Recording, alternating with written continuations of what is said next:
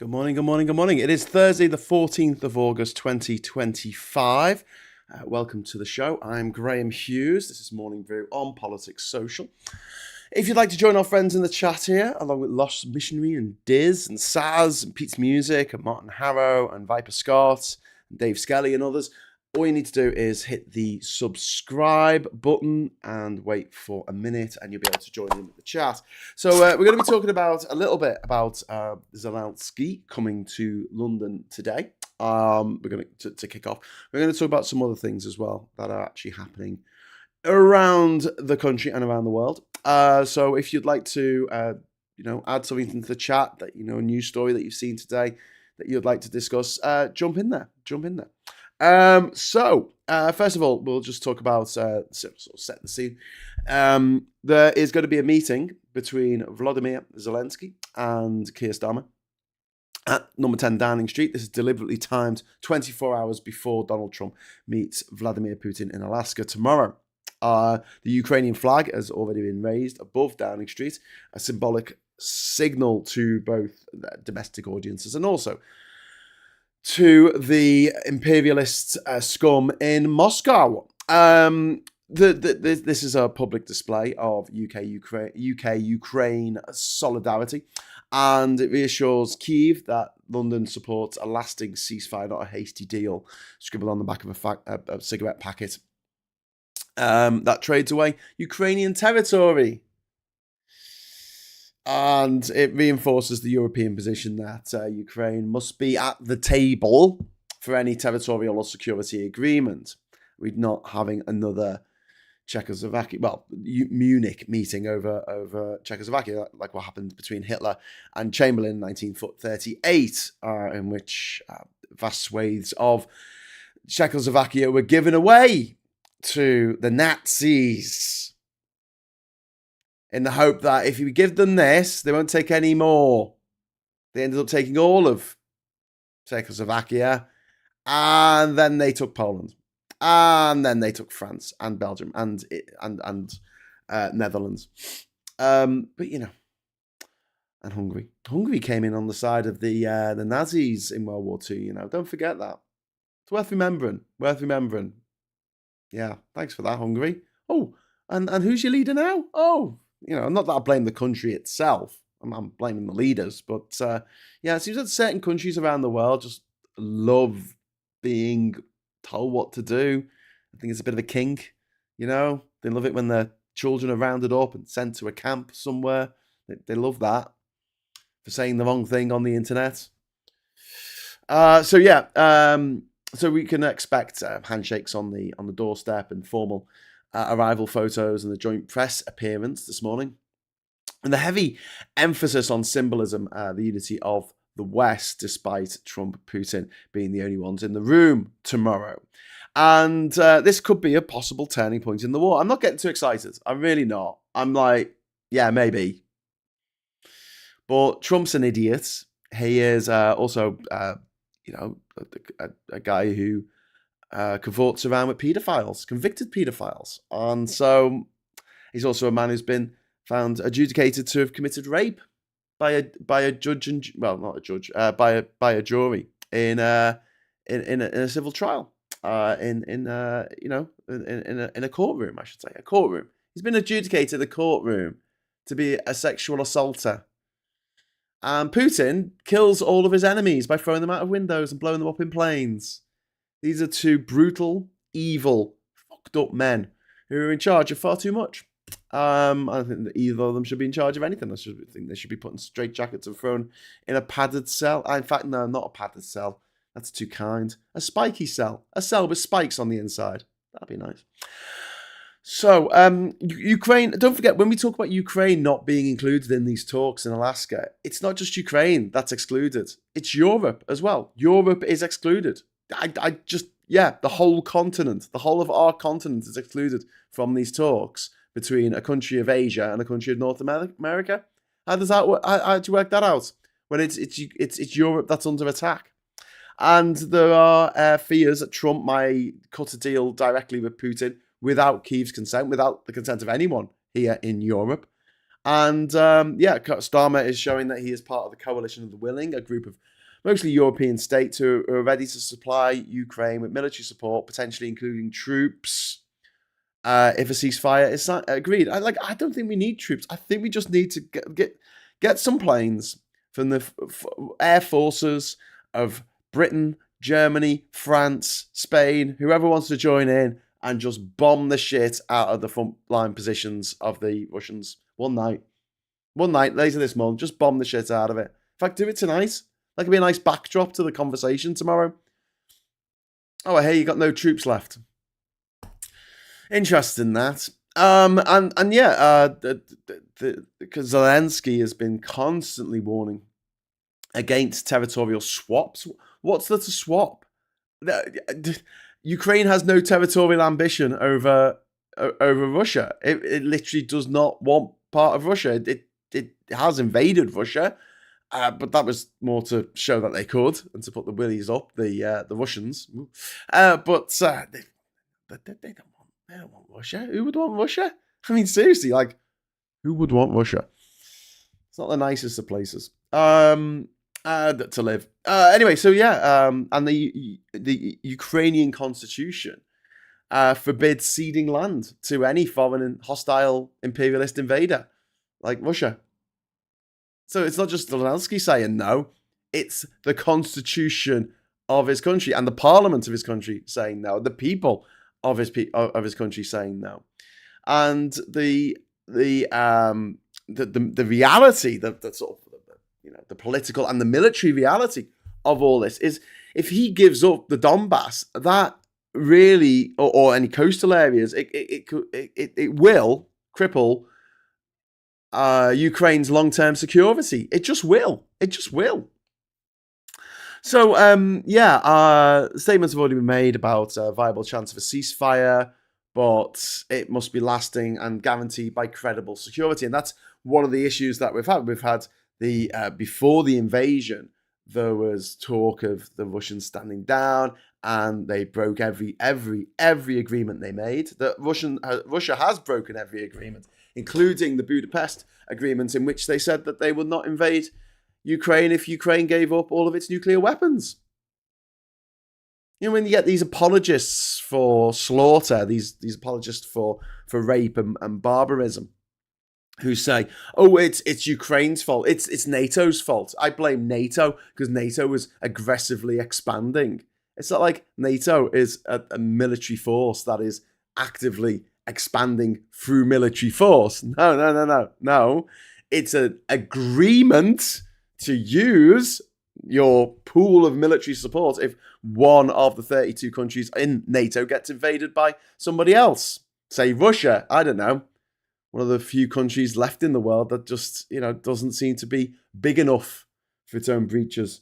It's only the biggest country in the world. I mean, it needs to be a bit bigger, doesn't it? So, this territorial integrity must be protected, and, international borders cannot be changed by force, because that sets a terrible, terrible precedent going forward for the next 75 years of this century. And, we need to have a deterrence to make sure that Russia can't breach any agreed peace deal, which it will, if it can, it will do. Just an agreement with Russia is not worth the paper it's written on, because Russia will just violate it, because they always do. I mean, it's like someone who's literally killed 57 people, and you're letting them out of jail on the grounds that they've said, pinky promise they'll never kill again. I mean, it's like, are you a bit naive? Were you born yesterday? Seriously. So that's the reality of it. If you want Russia to agree to anything, it must be backed. It must be backed with some serious punishments if they violate whatever treaty, whatever agreement, whatever memorandum of understanding is signed. There needs to be some punishment in there. If they do that, then they're not really feeling the punishment at the moment, as we can see. I mean, despite what some people on the internet continuously for the last 3.5 years saying, "Oh, Russia's on its last legs. Russia's never going to survive. Russia's falling apart. Vladimir Putin will be dead within a week." And I'm like, oh, for God's Times Radio is really bad for that. It's like these people who do the podcasts in America who are like, Trump, this is over. We got him. Trump, he oh my God, you're not going to believe what Trump, he's finished. He's finished. And you click on the link and he's walking and he stumbles and they're like, ha, see, got him. Clickbait. It's a hell of a thing. So yeah, we've got UK's position is most likely to be coordinated with Emmanuel Macron, with Merz in Germany and other European leaders. But Zelensky's position is there's no going to be any swapping of land. There's no land to swap, particularly in Donetsk and Luhansk and Crimea, Kherson and Zaporizhia.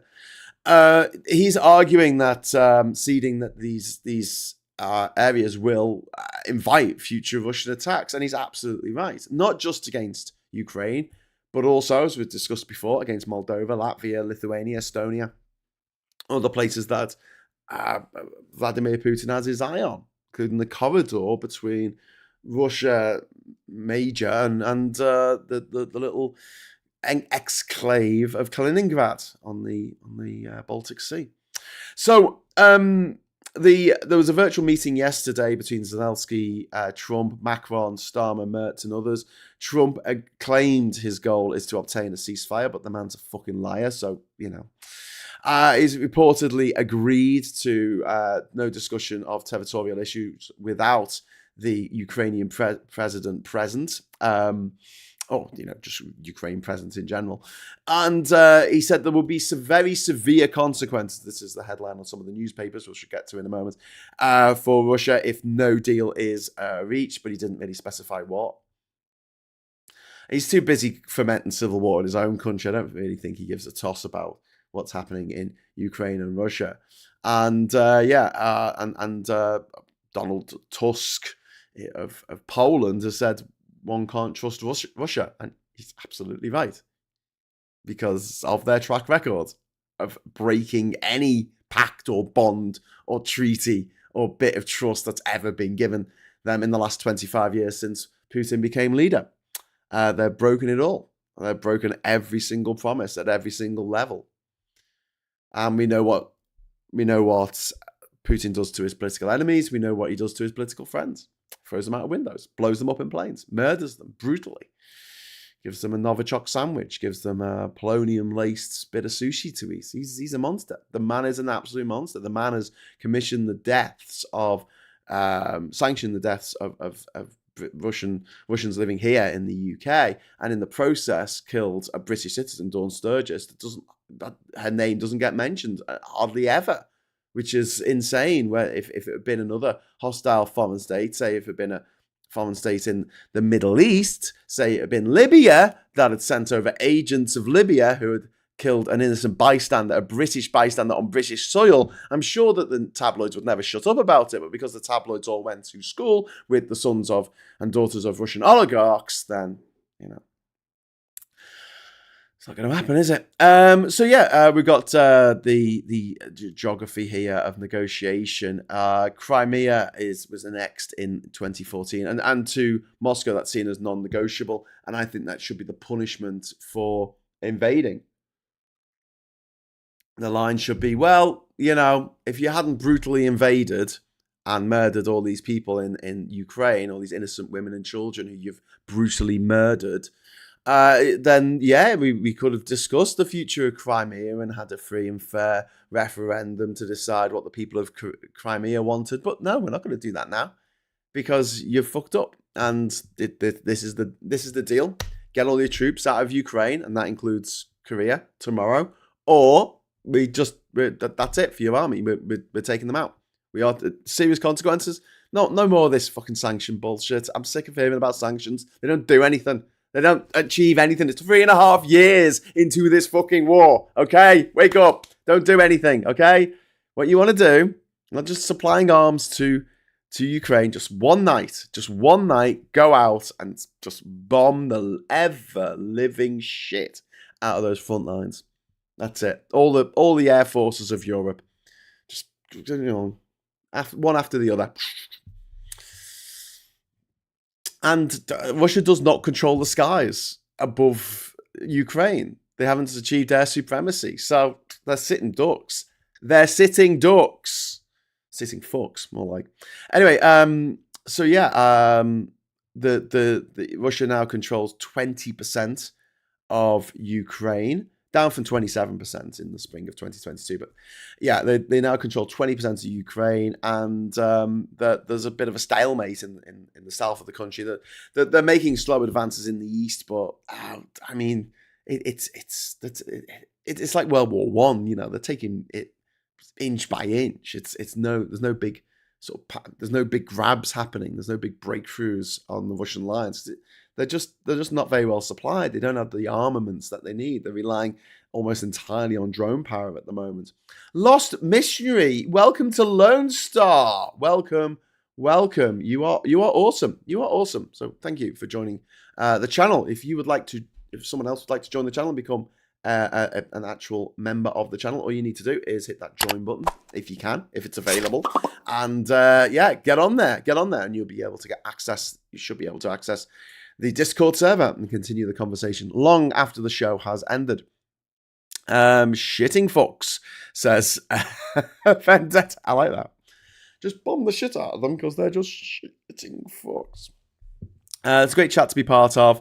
I'm super weary of the internet, says Pete's Music. Don't like spreading about all over it. Don't do Facebook for that reason. This is a few I trust. Yeah, this is a really nice chat. It's a really nice chat, and we police it pretty effortlessly, I'll say. No, it is surprising that we don't get as many trolls as I would assume that we would, but I think I'm a difficult target for trolls because there's nothing really they can have over me. Do you know what I mean? There's there's nothing they can pull out and say, well, you know, because I'm a middle-aged, white, male, fucking knobhead from Liverpool. You know, the credentials are all there. Do you know what I mean? It's like the things that they normally attack people for being a woman, or for being a different colour, or for being too posh, or for being this or that. You know, it's difficult. The best they can come up with usually when I get trolled is either you're ginger, you're fat. Okay, whatever. Just more of me to love. Or I've got a chip on my shoulder when I talk about private schools, at which I, usually respond to the fact that, been to what was it, 201 countries? 2 Guinness World Records. Yeah. A TV series made that I filmed and presented myself. And I've got a private island that I won in a game show. And an incredibly hot girlfriend who's got a PhD in physics. So yeah, I'm a bit invincible when it comes to those sort of digs that they normally try and get at people. And so as a result, I think that helps generally on the internet, not get trolled too much. But I mean, this is amazing. And my other friends who suffer a lot more than I ever do or ever will online with trolls and abusive comments. They prefer it here on YouTube just because it is a lot more manageable. It is a lot easier to kick people off and have it so that they can't come back. One of the other problems we have with trolls is there's so many platforms now. Oh, thank you. There's so many platforms now that if you have one, you block someone on one platform, they crop up on another. Like, you take the hint. I don't want to talk to you. Do you know what I mean? You're under no obligation to talk to trolls. I love this idea that you're supposed to converse with them in some way, and no, you're not. You're not. That's not what you're supposed to do. Wayne says you got a world record. No, I've got 2 world records. That's one of them there. I've actually got 2 world records.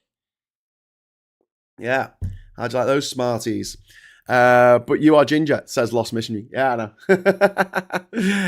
The trolls come out for the agenda. They seem infatuated with Phil. I don't know. I still, they're not too bad. I mean, Phil's got a much bigger following than me. So as a result, I assume that more people have heard of him and come across for that reason. But yeah, I mean, even that is pretty fucking tame compared with what I would get if I was a woman or an ethnic minority. It would be horrific. It would be absolutely horrific. But the trolls don't have much ammunition with me because, fuck them. um, but yeah, I do like this community. I do like doing stuff on YouTube more than any other channel because of the lack of trolls.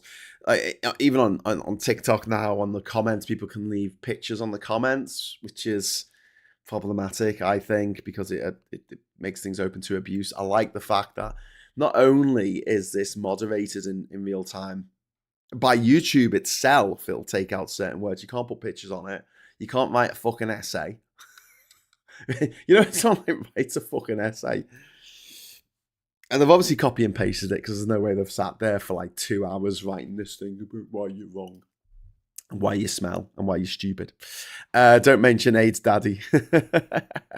Yeah, Tan gets abused so much, it's really soul destroying. Yeah, Jane Lockwood, Tan gets so much shit. And stuff that she would not get if she wasn't a woman.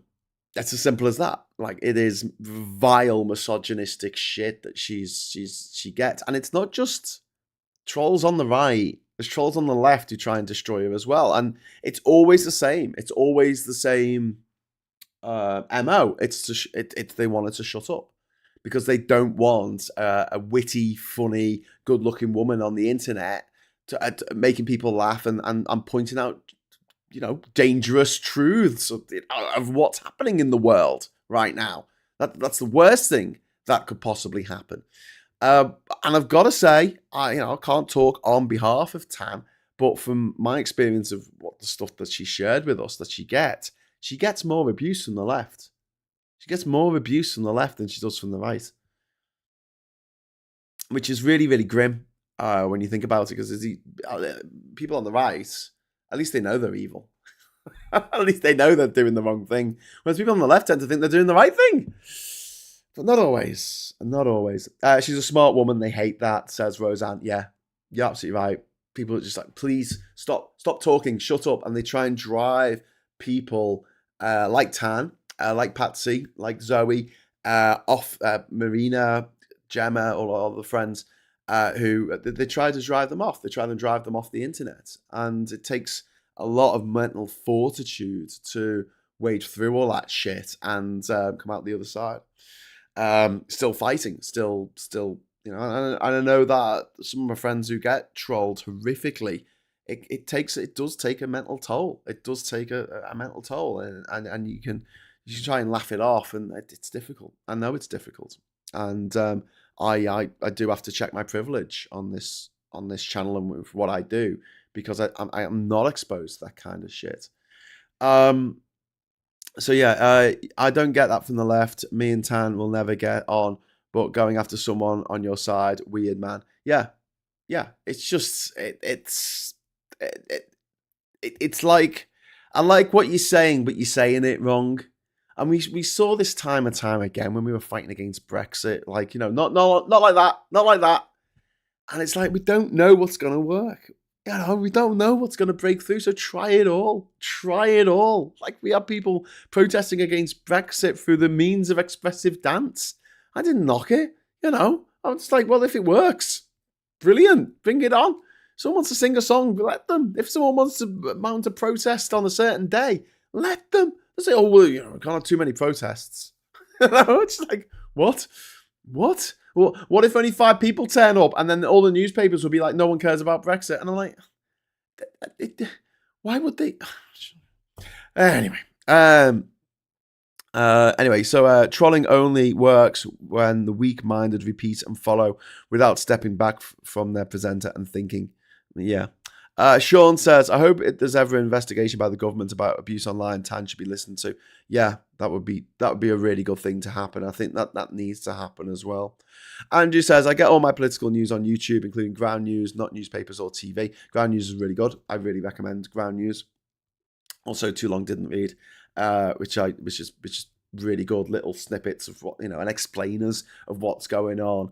And it's not particularly skewed one way or another. They just go, here's the facts. Every single newspaper isn't the news. It's just telling you what to think about the news. It's what their opinion on the news is.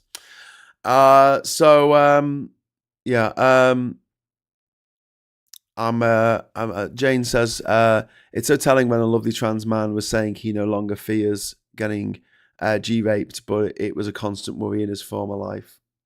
Yeah, yeah, yeah.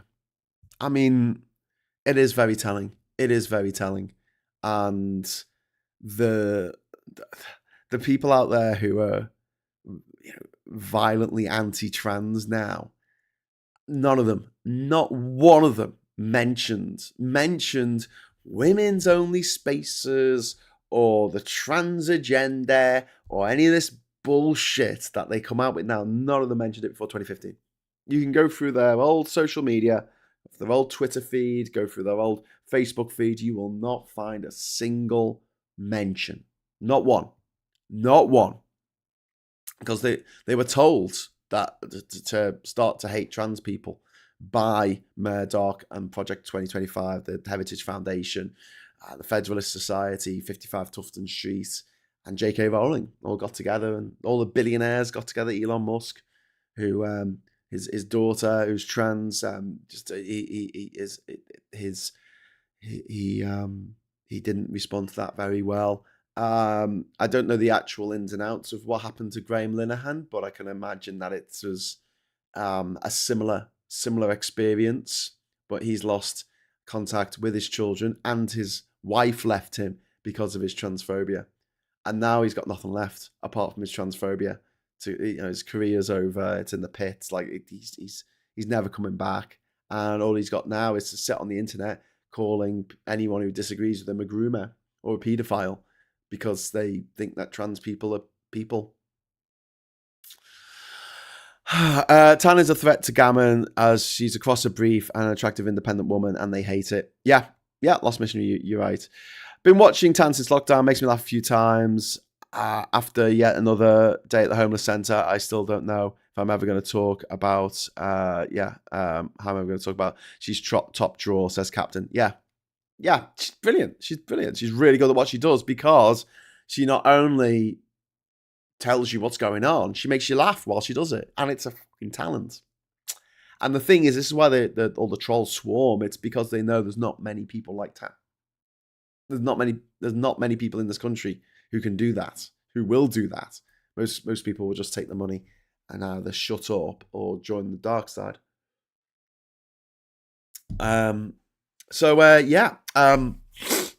Richard Holden is Wayne's favourite person in Essex.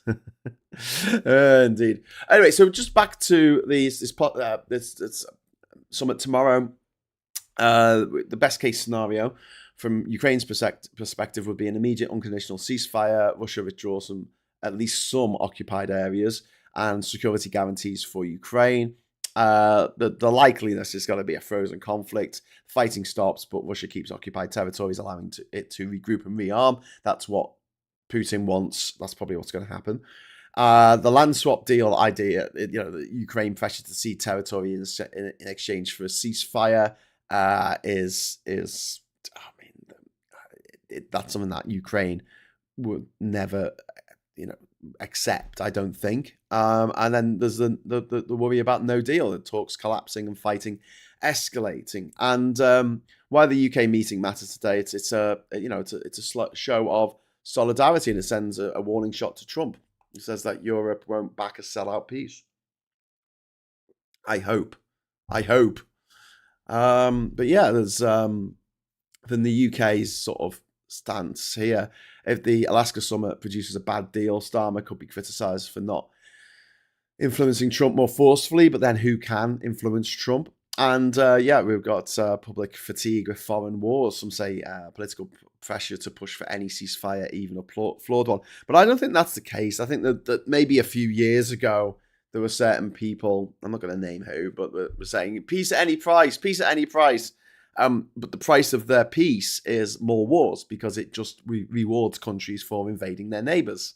By saying, you know what, if you invade and you take someone else's land, peace at all costs, you get to keep that land. So these people who think they're pursuing peace by backing Russia in this way, I'm not going to name any names, but you know what I'm talking about, don't you? They're actually going to cause more wars down the line. More death, more rape, more famine, more poverty. So yeah, not entirely great. So there you go. We're going to move on in a moment to talk about other stuff. But first of all, we're going to look at what Nick Chatter's got to say. Hey, Nick. Ukraine's becoming almost Groundhog Day as the Middle East mess, as is the Middle East mess, but likely to be resolved at some point through politics, stroke negotiations, because religion isn't at the root of it. Yeah, maybe, hopefully. Brighton and Hove actually says, I've probably got some disagreements with everybody, but I prefer to concentrate on achieving goals we have in common. Once achieved, we can discuss the other things as friends who disagree. Yeah, I think that's a really mature attitude, Brighton and Hove, actually. And it's something that I think that we've shied away from too much, you know. And last time I talked to Owen Jones at the Labour Party conference last year, I was saying to him, like, we agree on most things. Like, why are you even arguing with me? And it's just because of personality politics. He loves the previous guy who leads Labour even more than he hates the current guy who leads Labour. And it's like, I mean, leave personalities out of this. And don't get me wrong, and as was spoken about many times on this channel over the last year or so, Labour have just been making mistake after mistake after mistake. And the latest opinion polls show that only 13% of the population think that Labour are doing a good job. 13%, my friends. I mean, does anyone in the chat still think Labour are doing a bang-up job? Because I know that they're doing all right in some areas, but the vast majority of things that we hear about, Labour are just scoring own goal after own goal after own goal. And I'm this may well be my last conference if I can get in. I don't even know if I'm approved. They have this weird system where you sort of pay for your ticket. And it's not cheap, Jesus. And they don't tell you whether you've actually got a ticket until like a day before the fucking conference. And you're like, can you tell me that I've got the ticket, please, so I can make travel arrangements down to Liverpool? I mean, I'm all right because I go to Liverpool a lot anyway because my family are there. But I mean, yeah. Could Trump give Alaska back to Putin? After all, he seems to think he's going to Russia to meet Putin. Maybe. I don't think he can. I think that'd be a violation of the US Constitution. But I think maybe he'll try. Maybe he'll try. Yeah, I'm sure that while he's in Alaska, this might be when they do the power grab in Washington D.C., where they his National Guard fuck things up. I can see a Night of the Long Knives coming in Washington D.C. Under Trump. What's happening? Because the historical parallels are just too blaringly obvious to ignore.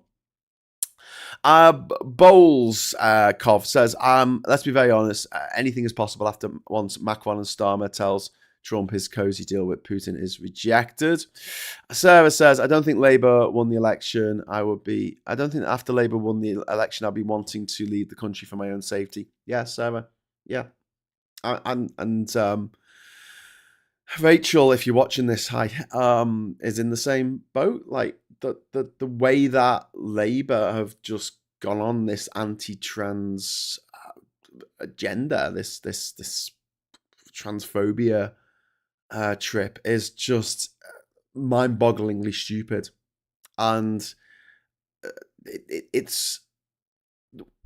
it doesn't affect the polls to help trans people. Nobody votes for a party or not votes for a party because they're giving trans people more rights.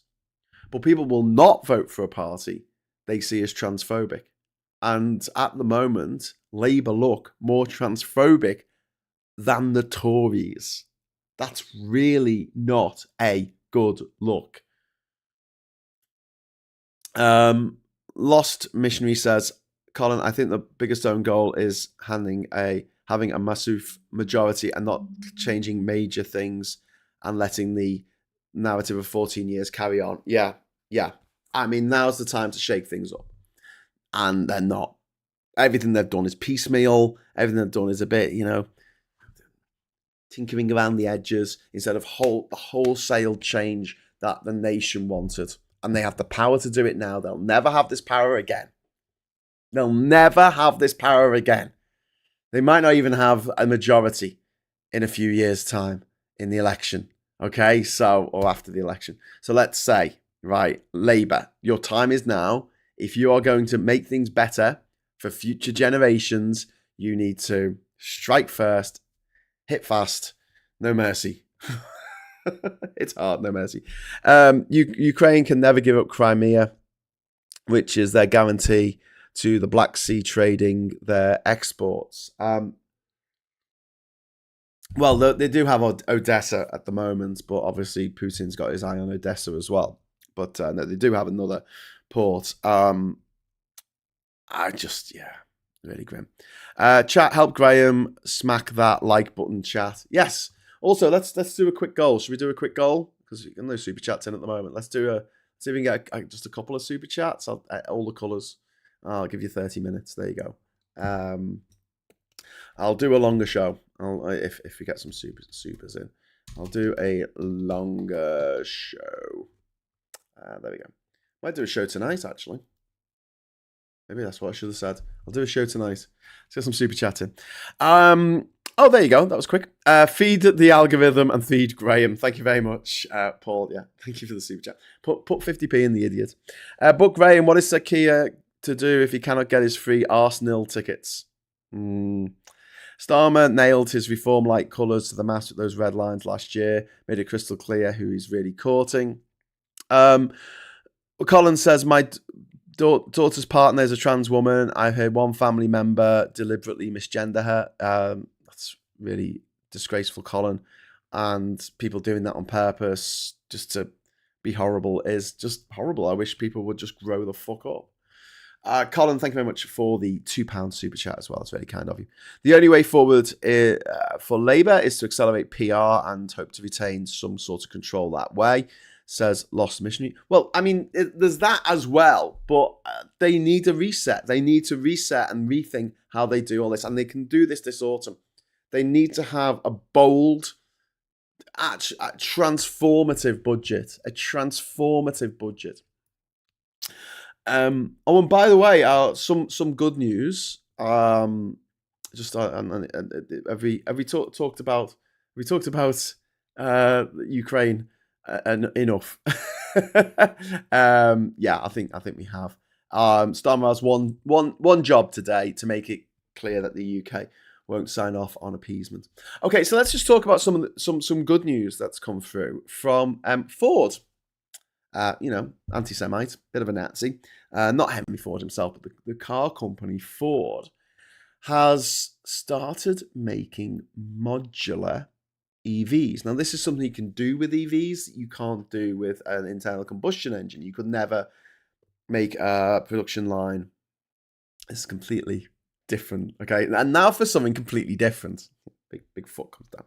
Right, so with an internal combustion engine, you can't really make modular cars just because of the setup and the complexity of the internal combustion engine and the way it's all got to work together.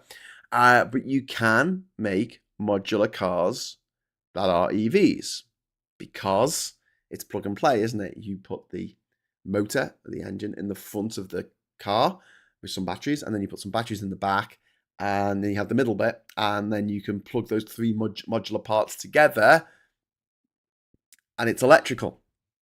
So you can just use electrical plugs to plug all that energy together. Front wheel drive.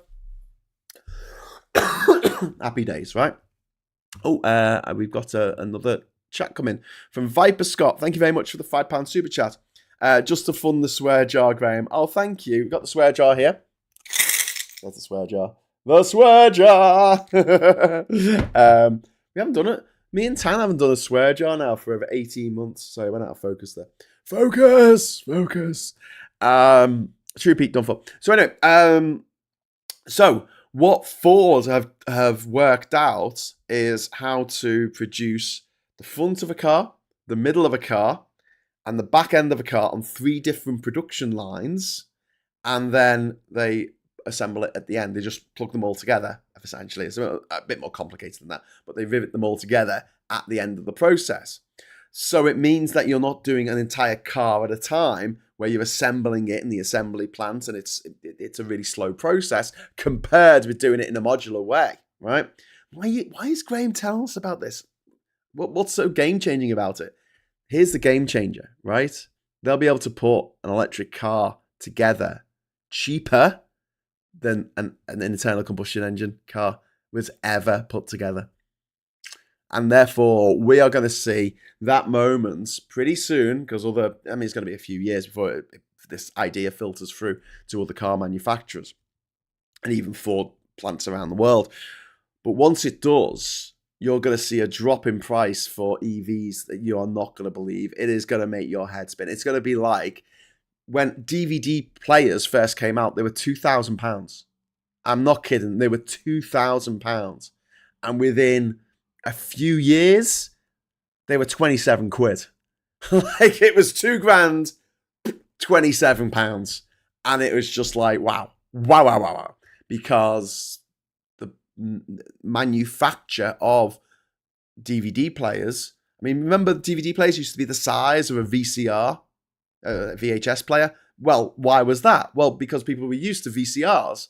Most of these DVD players that we got back in the 90s were, for your TV, were mostly empty space. They didn't need that much space. They were just playing a CD, and more advanced CD.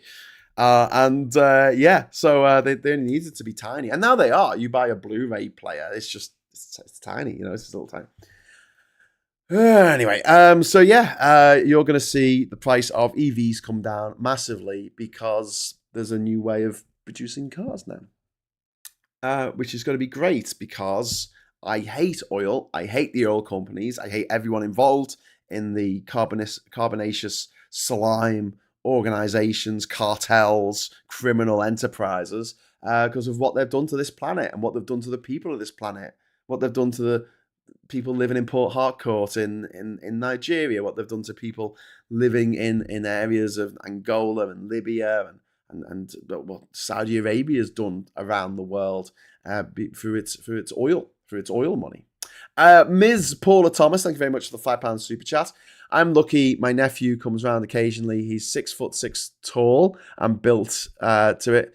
One look at him shuts people up. Oh, that's really cool. And thank you for the super chat. I always remember, I got two older brothers. One's 2.5 years older than me. The other is 10 years older than me. Bit of a gap. And I remember when I was in junior school, some kids picking on me, and I'd just be like, I'll get my brother onto you. And they're like thinking I met my brother who was in the, a couple of years above me in the school. And they're like, oh yeah, we're not scared of him. And then my 10 years older than me brother turns up, and he's a tall, big fella. I had to pick me up from school one day, and all my little schoolmates are like, is that your brother? Oh, okay. And they left me alone after that. Cheers, Mike. Graham dishing out the good news does not sit right with me. I'm now scared and in need of a hug. Oh, here's a hug. Here's a hug for you. So let's talk about A-levels. A-level results came out today at 8 o'clock across England, Wales, Northern Ireland, and people are receiving their A-level results, T-levels and BTEC results. There's a record outcome. UCAS says a record number of 18-year-olds got into their first choice university. That's 226,580, up from 216,750 last year. 82% of offer holders got their firm choice, but this year's cohort is actually bigger. So even though it's the same percentage, the number of people going to university is even bigger. Ooh, hello, Ivan. Sorry I'm late. You don't have to apologise, my friend. Just watch me on double speed. I had the district nurse visit me for my frequent blood tests. Cool. Okay, well, never feel like you have to apologise, Ivan. Your health obviously comes first. And it's just good to have you here now. So thank you very much. And it does worry me when every single year the number of people passing actually goes up. Makes me wonder, says Joanna. Well, no, the numbers 82% of offer holders got their first choice, and that was the same as last year. It's just that there's more people taking the exams. The UK's university sector is worth billions to our economy, and it's something that the government should be backing to the hilt, and we're not. And I find this really, really stupid. The Tories have not allowed tuition fees to go up for years, but they've not augmented the fact that the cost of living has gone up and the cost of doing anything, the cost of building, the cost of wages has all gone up, but the tuition fees haven't, and the Tory government didn't supplement that with anything. So these universities, which were for a while allowed to expand into allowing more overseas students to come over, and you can take as much money as you like from the overseas students. They don't have to come here if they don't want to, if they can't afford it. And so the domestic students were subsidised by the foreign students coming over, which was great. And then the Tories decided to include the number of foreign students in the immigration figures and make it sound like there were loads more people coming from other countries than there actually were. And then they made it really difficult to stay here once you got your degree, or once you got your master's, or once you got your PhD. You had to leave immediately. You weren't allowed to bring your family over, and then they started capping the numbers of foreign students that were allowed at universities, and putting a lot of universities into a crisis of bankruptcy. And the decisions that have been taken on behalf of some of our biggest industries in this country to placate the fishing industry. Grand Theft Auto, the video game, made more money for this country. More money than this for this country than the whole fishing, all the fishers across all the fisher folk across the country in a given year made less money for this country than Grand Theft Auto, one video game. Anyway, the demographics, there's more 18-year-olds in the cohort, so there's more absolute numbers, although the percentage is still 85%, as I said. And that's because these exams are generally done in a way that, I mean, the only reason why we have exams is to differentiate, who's good at what they do and who isn't necessarily. Unless you go to private school, then it doesn't matter. You just, grease some palms. Daddy makes a phone call and whatever, you'll get in. But for the rest of us plebs, it's to sort out, who knows what they're talking about and who doesn't. But it's not the best way. It's not the best way entirely. But generally speaking, the top 20% or 30% or whatever it is will be given the top grade, an A star, and then it's down from there, and it's a percentage game. So you see more people passing, more people, because it's not like they have a percentage that have to fail. And that's because you spent 2 years working on these exams, and most people take them seriously, quite rightly. And I love the fact that you get always test how your exams are getting easier, and you hear this from people who left school when they were 14, never had to take these fucking exams. Never had to take an O level or an A level. They just got straight into a job in a bank, and they stayed there till they took their early retirement at the age of 47. Got their final salary, gold-plated pension, and now they're living off 50 grand a year for the last 40 years. That's nice, isn't it? Nice for them. Someone's got to pay for it, though. I don't think they did. The failing international enrollment does really hit the bottom lines for universities, and some courses are closing, not necessarily based on demand, but on cost. Obviously, it's a lot cheaper to run a humanities course than a scientific course, an engineering course, and therefore we're losing out because we could be creating world-class scientists, world-class physicians and engineers, but we're not as much as we could do. The opportunity is there. The people are there. The buildings are there. The cement and mortar are there waiting. Just Bridget Phillipson, who's a fucking idiot as far as I'm concerned, needs to just open the gate and say, universities, we want you to take in, for every native student, if you want to call them that, you got to take an alien. Got to take someone from some other country. And essentially that allows the person from another country to help pay for the person from Britain to go to university. Maybe make it free for them. That's something that we could do. So if anyone's watching this and they've got kids who've got their A-levels, congratulations if it's a great result. If it's not a great result, don't worry too much. There's always clearing, and there's always ways of getting into university today, as I did in 1997 when I didn't have any offers because I was a naughty kid. And I wound the teachers up and they gave me shit predicted grades. But I did actually get really good grades because I know what I'm talking about, including an A in politics. I went to Manchester University with my then girlfriend's mum and my mate Dino, and I banged on the door and said, "Can I come here, please?" And they allowed me on. I was the 91st member of the people who were doing politics and modern history at Manchester University, who started in 1997.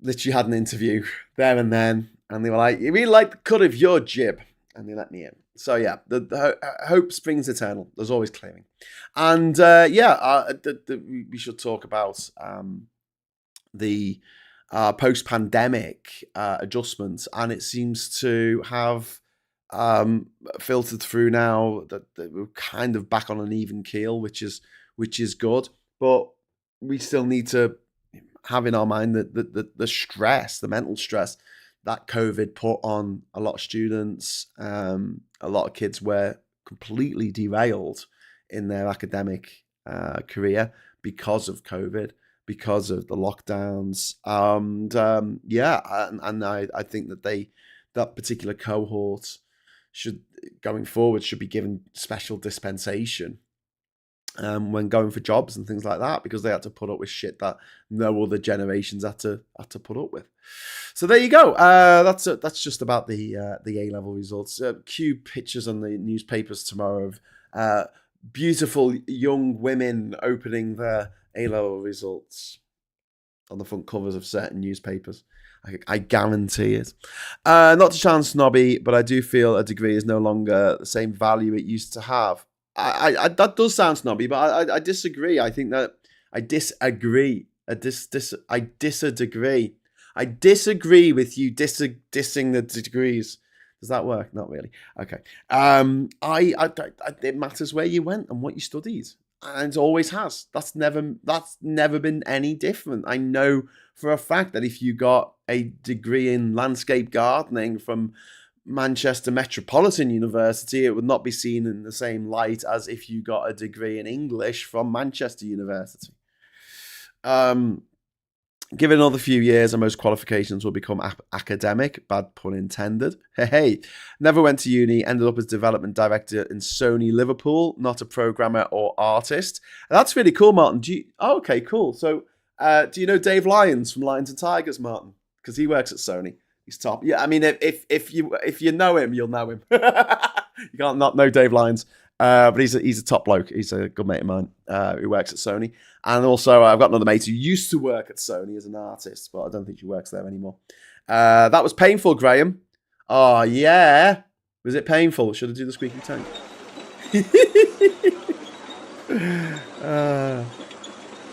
We disagree.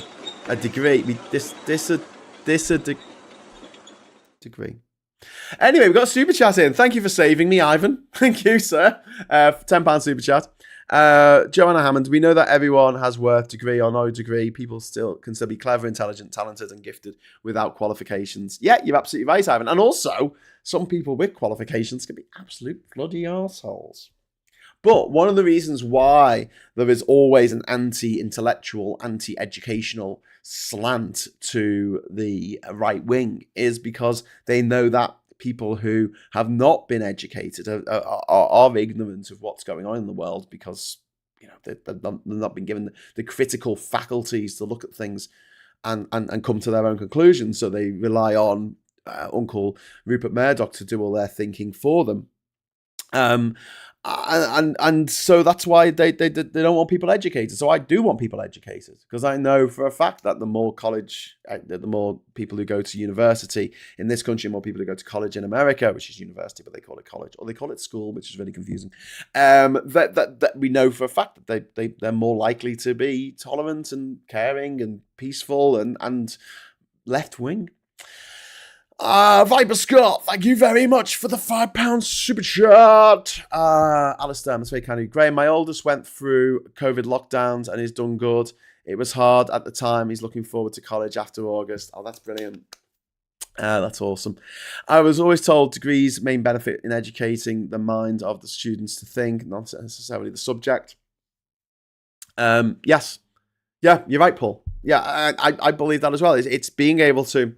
So I did history and politics, right? So one of the main things that I learned I mean, I did it for I did GCSE history, I did A level history, I obviously did it in university.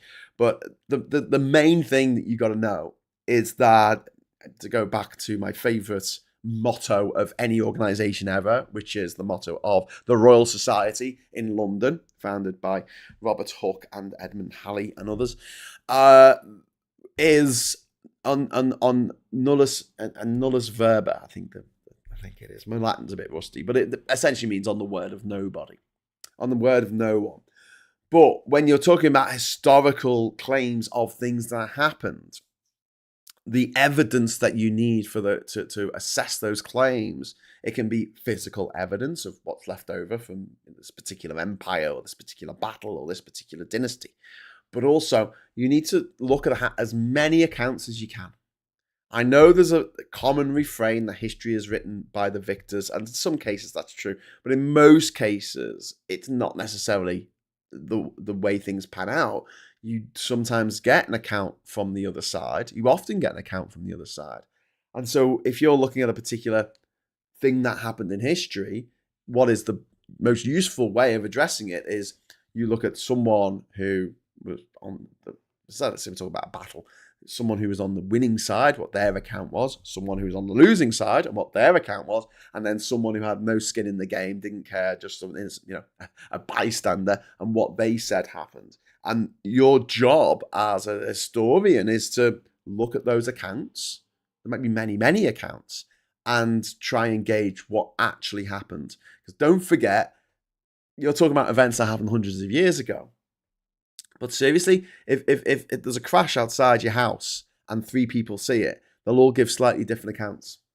They'll all give slightly different accounts.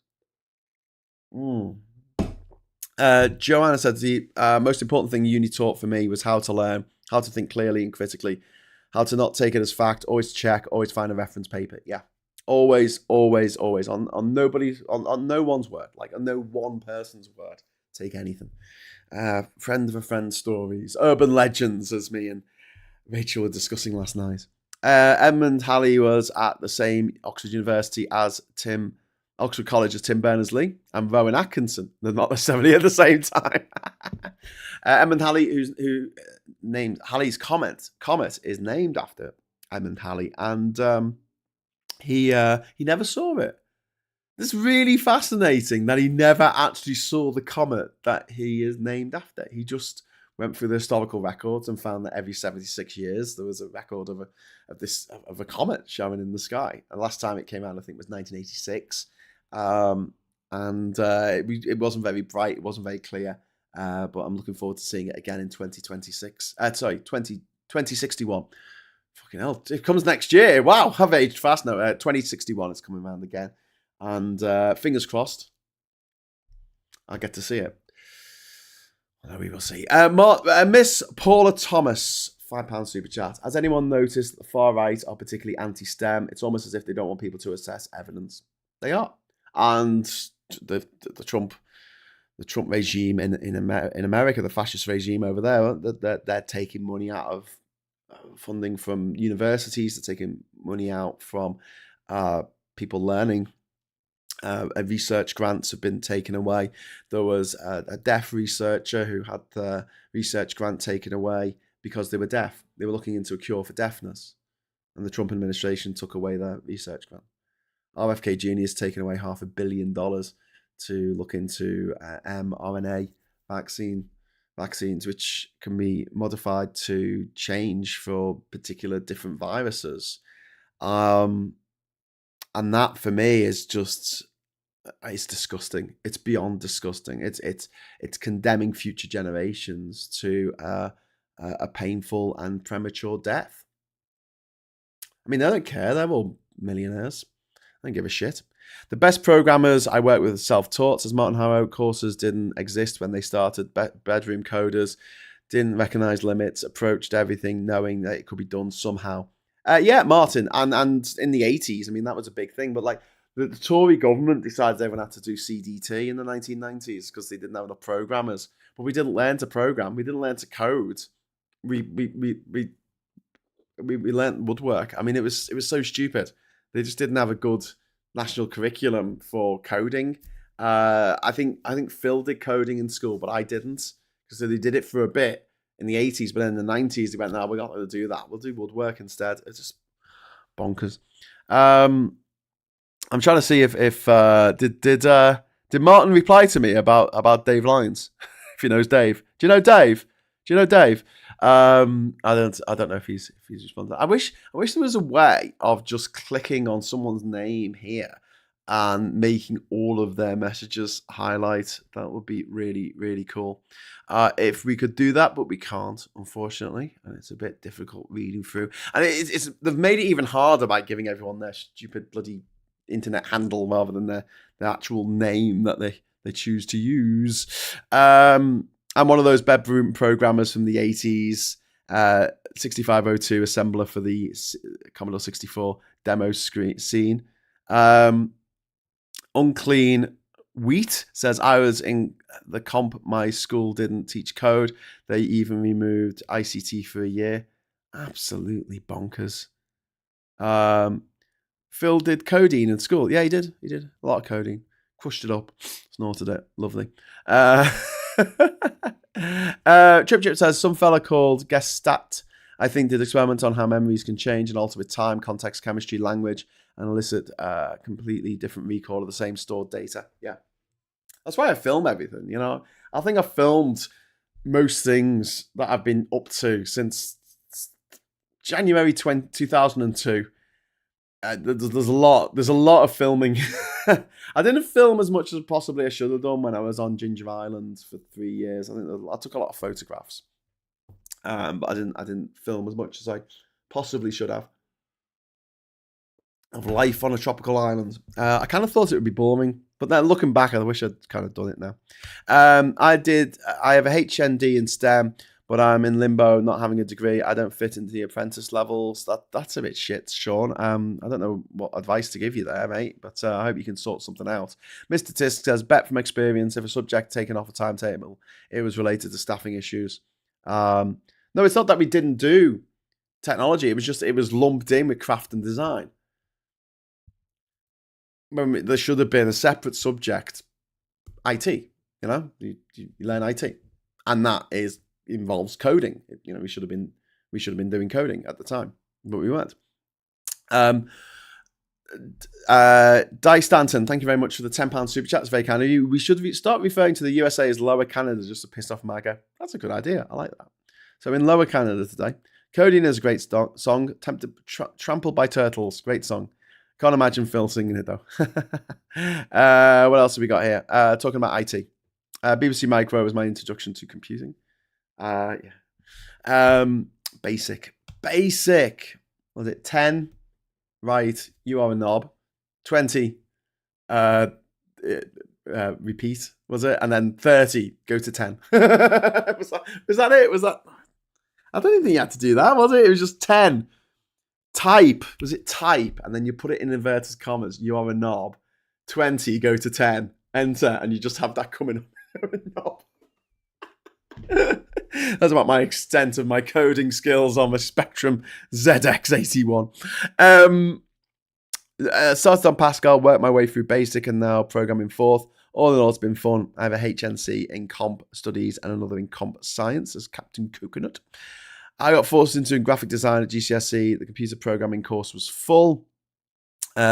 We had wood, metalwork, and technical drawing, says Martin. Yeah, same here. It's just fucking crazy.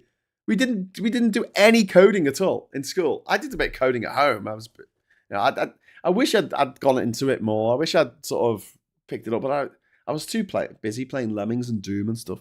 Right, I need to check on my mum. Have a great day, everyone. Okay, see you later, Sean. Take care, my friend. And 10, print, hello. Go to 10. That was it. It wasn't type, it was print. Okay, thank you. That's it. See you later. Although it was usually you're a knob. Okay, so we're going to go over to the papers now. Thank you very much. We've hit our target as well for the super chat, so thanks very much for that. We will continue on as we like to. We've got Trump in warning to Putin on eve of talks. Lobster, no, my wife is a basic eater. That's not a very nice way to refer to your wife. Oh, welcome. Well, I've got a tank as well. This is what happens when I don't turn the animations off. Hi, tank. Hello. Hey. Awkward. Well, let me turn the squeaky tank off so that doesn't come up. And welcome, you're awesome. You're all awesome. You're awesome. Lol, I worked on Lemmings, but on the marketing side at Psygnosis. Oh, cool. So before it was Sony, it was Psygnosis who made they did Shadow of the Beast, didn't they? And Lemmings. Lemmings, which was the precursor to Grand Theft Auto. What can I say? How legitimate is this online open university? Legitimate question. I'll be seriously considering it. I don't know. I don't know. But if it is the official open university, I would recommend it. It takes a long time to get your degree or whatever you're doing from open university, but it is well recommended if that's what you want to do. Ivan Ambrose, thank you very much for the £5 super chat. I only know codeine, the medication. Could anyone explain to me what the other codeine is? Someone was saying it was a song. It's a song apparently by some band, and it's because I said he did coding in school. Phil did coding in school, and someone maybe I misspoke and said codeine instead, or maybe it's just my Scouse accent. Like, are you saying that your wife is a basic eater and not nice, or calling her a lobster? I don't know. Lobster? No, my wife is a basic eater. That's a very weird headline. That is a very, very weird headline. They've got a clearing special in the Times to get your pencil out.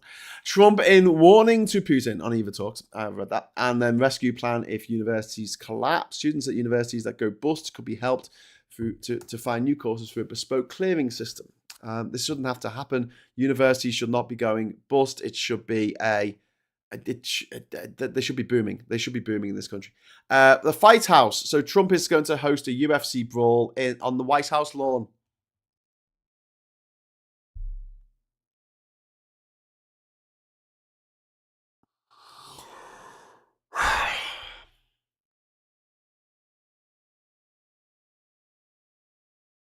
I just hate everything about Trump. I hate everything about Lower Canada. I just hate it.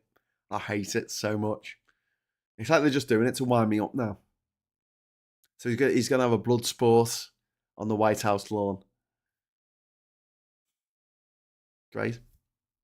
Cool. Elizabeth McGovern here. I've just done my own thing. I don't know who Elizabeth McGovern is. Should I find out? Who's Elizabeth? Should we find out together? Elizabeth, is she an actress? Is she an actress? I feel terrible now if she's like a rocket scientist now, and I've just said that she's she's an actress. Elizabeth McGovern from Illinois. Okay, cool. Yeah. She attended the North Hollywood High School. Okay, oh, that's nice, isn't it? Well, there you go. But she did go to Juilliard School in New York, which is a private performing arts conservatory. So, you know, she came from money. That's nice. Always nice when you come from money. Alien Earth, TV that bristles with bone deep dread. I watched the first episode last night and I really enjoyed it. So there's a new TV series. It's on Disney Plus, weirdly, and it's based in the alien world. It's based in the world of Alien and aliens, and a spaceship crash lands on Earth with an alien on board, and it's got Aid Edmondson in it. So I naturally love it, and it's created by Noah Hawley, who's the guy who it's written, directed, and created by Noah Hawley, who's the guy who does the Fargo TV show. So it's good. It's good. And it features the actress who played Chrissy Hines from The Pretenders. She played her in Pistol, which was based on the formative years of the Sex Pistols. And she played Chrissy Hines in that.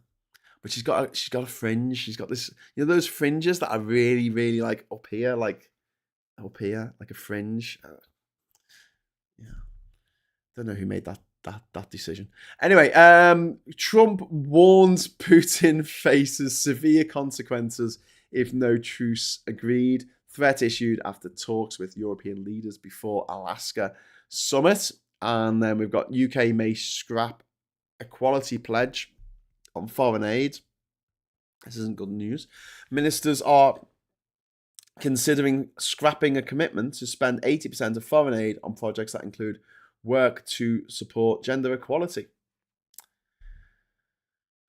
This could worsen the impact of Donald Trump's rollback of funding for diversity and aid projects abroad, which has affected maternal and reproductive health services in developing countries. And the BBC has apologised for a thought of the day from Robert Jenrick, the degenerate Robert Jenrick, who his comments about asylum seekers were seen as xenophobic, which they absolutely fucking were, because the guy's a Nazi. Okay, we've got a picture of someone from the family. He's from the family, I think, in number 42 up the road. We've got a picture of her because, she did something. She sent a video message. Front page news.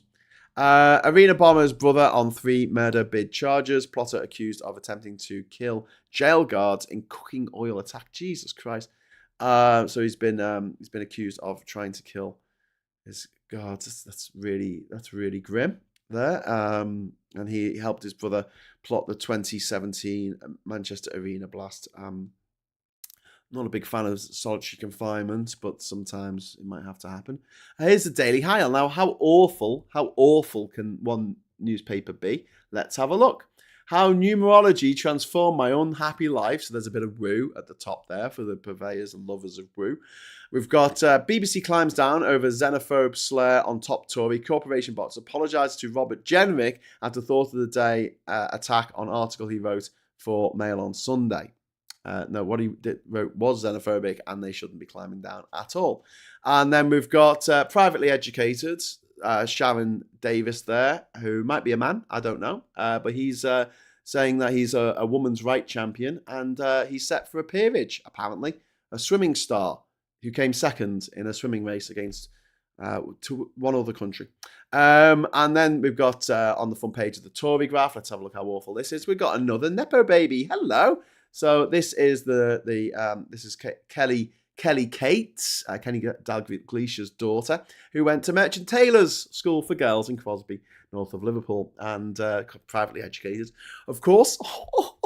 And she's going to be the new presenter of Watch of the Day, which is nice, because she's posh and rich, and went to a private school, and she won't say anything naughty, like, maybe she'll be nice to people, or do anything horrible like that Gary Lineker guy, who said, maybe the government should think about, I don't know, not being horrible to refugees. Maybe they should think about that. She's not going to do that. I won't be another Lineker. Damn right she won't be another Lineker, because she's part of the private school mafia. So, she went to school with all the people who were horrible. Not everyone who went to private school is horrible, but all the people who are horrible in public life who actually have a platform generally went to private school. So she's not going to be another Lineker. She's going to keep her views to herself, apparently. She says she's going to keep quiet and let the experts talk about it. Oh, fuck you. Like, honestly, I'm going to keep quiet and let the experts talk about it. There you go. There's a win for women's rights, isn't it? Yeah? Do you like that? Yeah? Don't ask me. I'm just a girl. Thinking makes my head hurt. Hi, I'm Malibu Stacy, but you can call me. Let's go shopping. Just.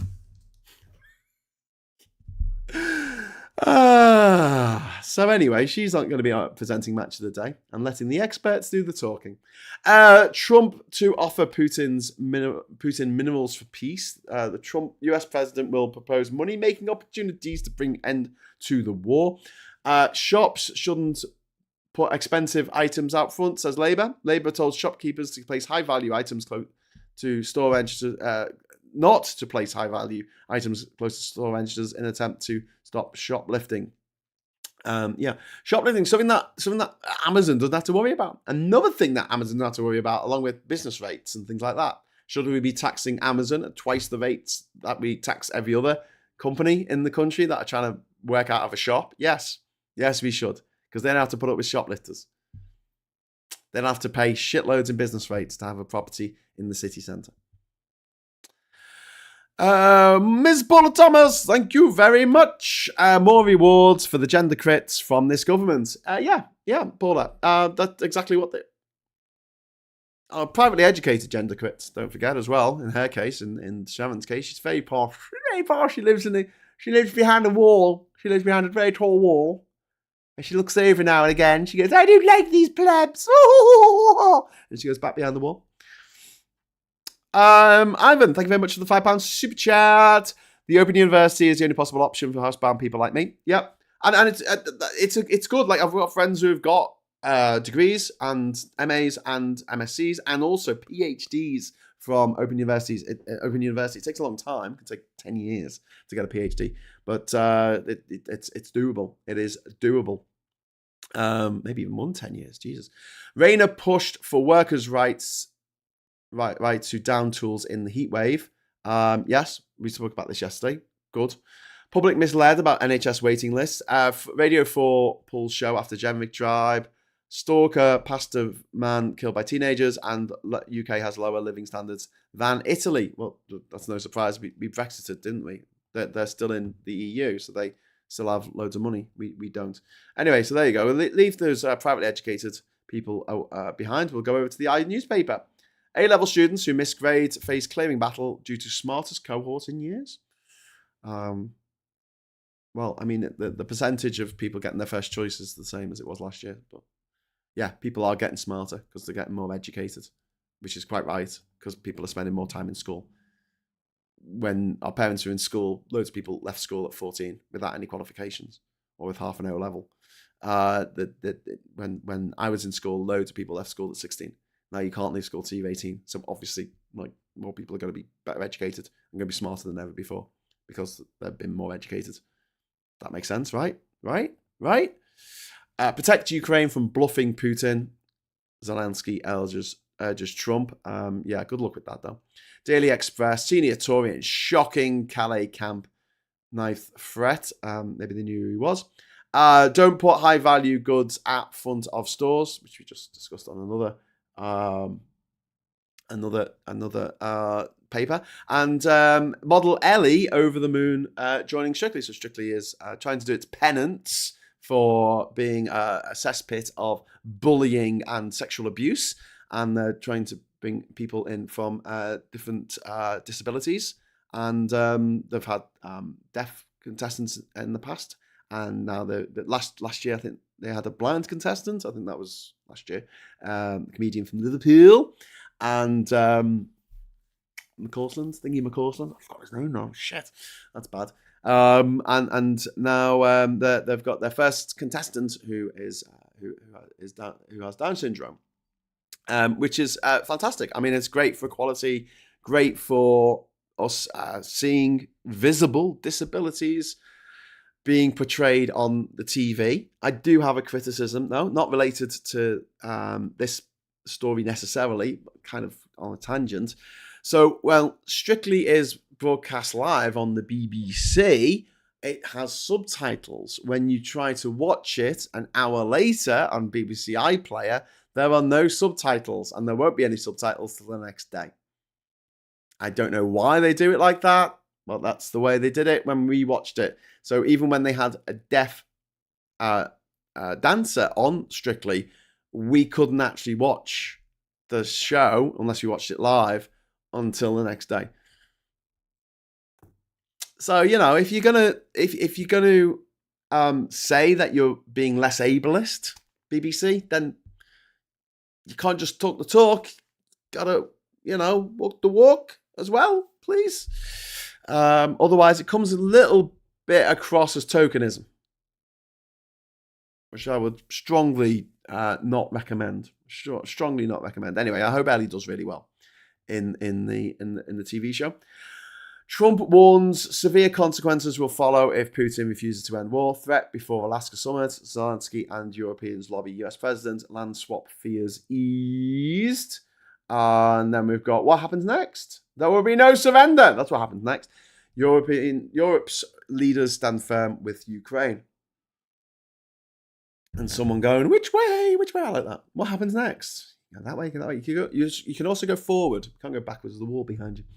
But yeah, there will be no surrender. And there's Keir Starmer there, looking like Mr. Irrelevant from The Viz, which is going to become more relevant, I think, in later years.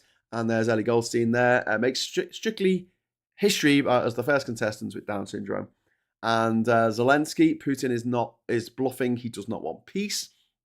Ukrainian leaders warning to Trump, who claims there will be very severe consequences if Putin does not agree to a ceasefire in the one-to-one meeting, because it will make Trump look weak. And wouldn't that be sad? Wouldn't that make us all cry?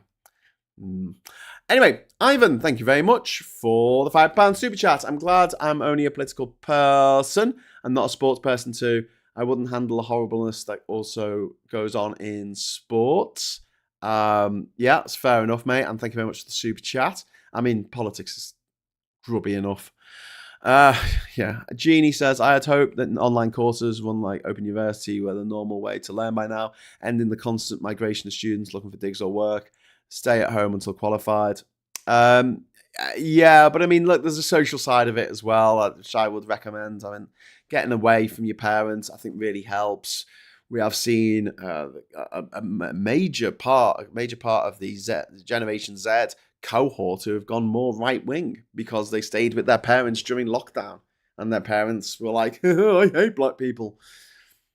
Fat says they can't be asked. Deaf people are ignored, and hearing loss is treated as a joke. I tell people at work I'm hard of hearing. They do the classic, I chuckle, but it's actually shite. Yeah, Fat Spicer, I completely empathise with you, mate. It is the way that disabilities are treated in this country is still unbelievably shit. And we look back on horror and how disabled people were treated in the Victorian era, and I'm like, have things changed that much? Have they? Because, again, I've discussed this before on the channel, that whole thing of maybe they're just pretending. Maybe they're just pretending to get attention. A view amplified by those twats from Little Britain, the privately educated David Walliams and Matt Thingy, making it out that like disabled people in wheelchairs are just having people on. They're just pretending. They're just pretending. What a jolly Jake, Matt Lucas. Yeah. So it's nice for the privately educated to do a show about the rest of us, isn't it? I love it when they do that.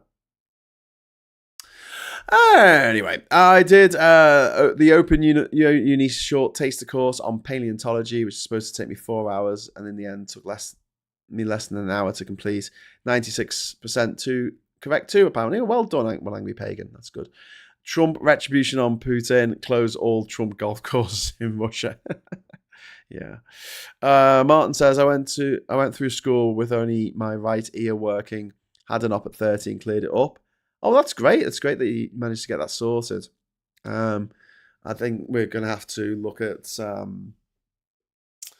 getting a cochlear implant for Kat at some point in the future.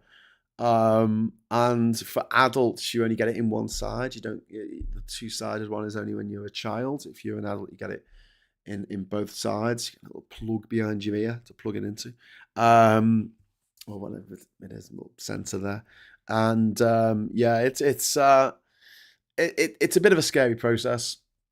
It's a bit of a scary process, and yeah, but at least it's there. At least it's there now. And the fact that the Trump administration have taken $500 million away from vaccine research and taken the research away from a deaf researcher looking into how to end hearing loss in people because they think that it's woke to do that. Honestly, it makes me want to do terrible things to people who complain about things being woke or things being DEI. Terrible things. Trip. I felt like it was getting better, more recognition of people that aren't seen on the telly. I thought that would be the start of equality. We must have got sidetracked by the government for more urgent. Yeah. We were getting better. Don't forget, a trans woman won Big Brother 20 years ago. Nadia won. Was it Nadia? What was her surname? Oh, I can't remember now. Someone's going to tell me in the chat. Nadia from Big Brother, she won. She won. And it seemed like, we got marriage equality in 2013. We won. Yay, we got it. Yes. And then at that moment, it just seems like all the vampires of the world we were like, oh my God, we're giving people far too much happiness and freedom. We got to pull back all that freedom, all those rights we're giving people. We're going to have to stop all them from happening. It's going to be fun next year when everyone has to declare their fucking criminal record in order to get into our own continent. And don't forget, like when you apply to get your ESTA to get into America, they ask you if you've ever taken drugs.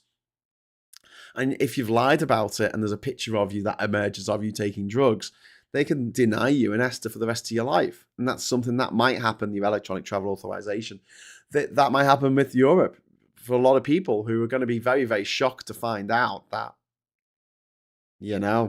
like sometimes, like countries can say no to people, especially if they've got a criminal record. A lot of people with criminal records voted for Brexit. I wish I ran my own think tank. If I ran my own think tank, I would run polls that were just bullshit. Just bullshit polls all the time. And I'd have one that said like 88% of paedophiles vote for reform. Just, butcher the stats in such a way that it makes it sound like if you vote for reform, you're a fucked up human being. Because they do it to us. But unfortunately, I don't run a think tank. One day maybe. Ivan, thank you very much for the £5 super chat. Ivan, you're being very, very generous today. Thank you. It's the ableism too, Graham. It's still widespread everywhere, including in politics. Yeah, it absolutely is. It absolutely is. I watched a cartoon, I think it must have been from the 1980s, and it was talking about a society that everyone was in a wheelchair, and so that all the entrances to rooms were only like 4 foot high. That's the height it needs to be because everyone was in a wheelchair. There were ramps everywhere, and some able-bodied people turned up, and they kept banging their head going through the doorways. So instead of adjusting the doorways to make the doorways bigger so that the able-bodied people could get through, they were handing out hard hats to everyone, and they'd have like charities that gave out hard hats to people who kept banging their head, and they were like hard hat charities to help these able-bodied people who kept banging their stupid heads going through the doorways when they could have just made the doorways higher. And I think it made a very good point about how we adjust things in life for disabled people, but we don't really adjust them enough to make it easier for everyone. Because if the doorways were 6 foot, then 6'5" or whatever the normal height is, most people would be able to get through those doors, whether they were in a wheelchair or whether they were in standing up. And you see this with the ergonomics of everyday life. It's very much designed around a 5'10" male, not women, not people in wheelchairs, not people with mobility issues, and just a few little tweaks here and there could make things so much easier for everybody, and at no detriment to the people who aren't disabled. And that for me is something that just proper winds me up about the way that we go about designing everyday life. The ergonomics of everyday life are written in ableism and misogyny. I'll say drawn up, created, fashioned, manufactured. Call it a ponder rather than a think tank. Born woke and crying our eyes out. Yeah, we're all born woke. We're all born woke and crying our eyes out. We are bad fairy being hateful, or Tory is learned behaviour. Yeah, Captain, being racist is learned behaviour. You put a bunch of children in a room together, like 5-year-olds, and there's kids who are white, there's kids who are black, kids who are brown, kids who speak different languages, and they all just play together. It's just what kids do. And it's only when you get older that you're told, oh, don't talk to them. Don't talk to them. They might do bad things to you. Don't talk to them. They might try and steal things. Adults. Really impressed with Barcelona and then the adaptations for disabled people. The UK uses it's historical building excuse. They really make an effort in Spain, it seems. Yeah, Fat spice. And Barcelona, I've got to give absolute kudos to, because they have transformed their inner city. I don't know if you remember a few weeks ago, I was complaining about Newcastle because there's only one road in Newcastle that is pedestrianised, and that is being dug up at the moment, so it just sounds like pneumatic drills. Everywhere else, there's cars and buses and taxis and lorries and vans and just everywhere, constantly drilling into your head. That fucking noise of those disgusting internal combustion engines, those relics of a bygone age, those disgusting toxic relics. All fucking everywhere you go, every street you go down, every back alley, every road, every avenue.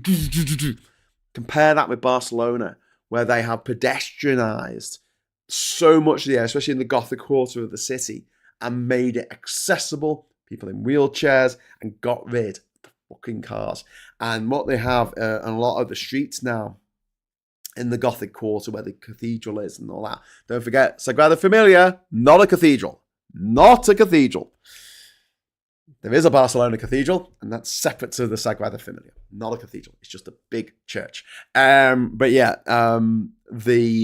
what they've done is they've made it so that there are certain streets that cars can get down, but they're just paved. So there's pedestrians all over them, and the cars are very much second-class citizens to the pedestrians. Get out the way.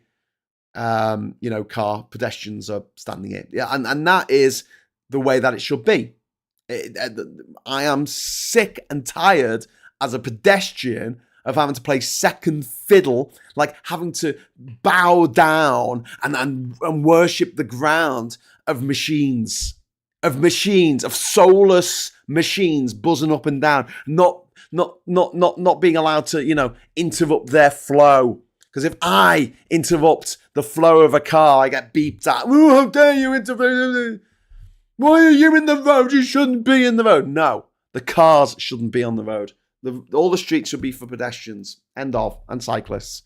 Although the cyclists should stop at red lights, which they don't. So if you're a cyclist, will you stop at the fucking red lights? So people will have less of a beef with you. And wear a helmet. But yeah, the way that the difference between the experience of going out, walking around Newcastle, which is not pleasant. It's not pleasant. It's not pleasant because of the cars.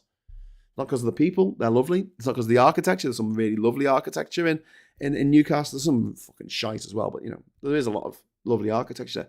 It's because of the fucking cars.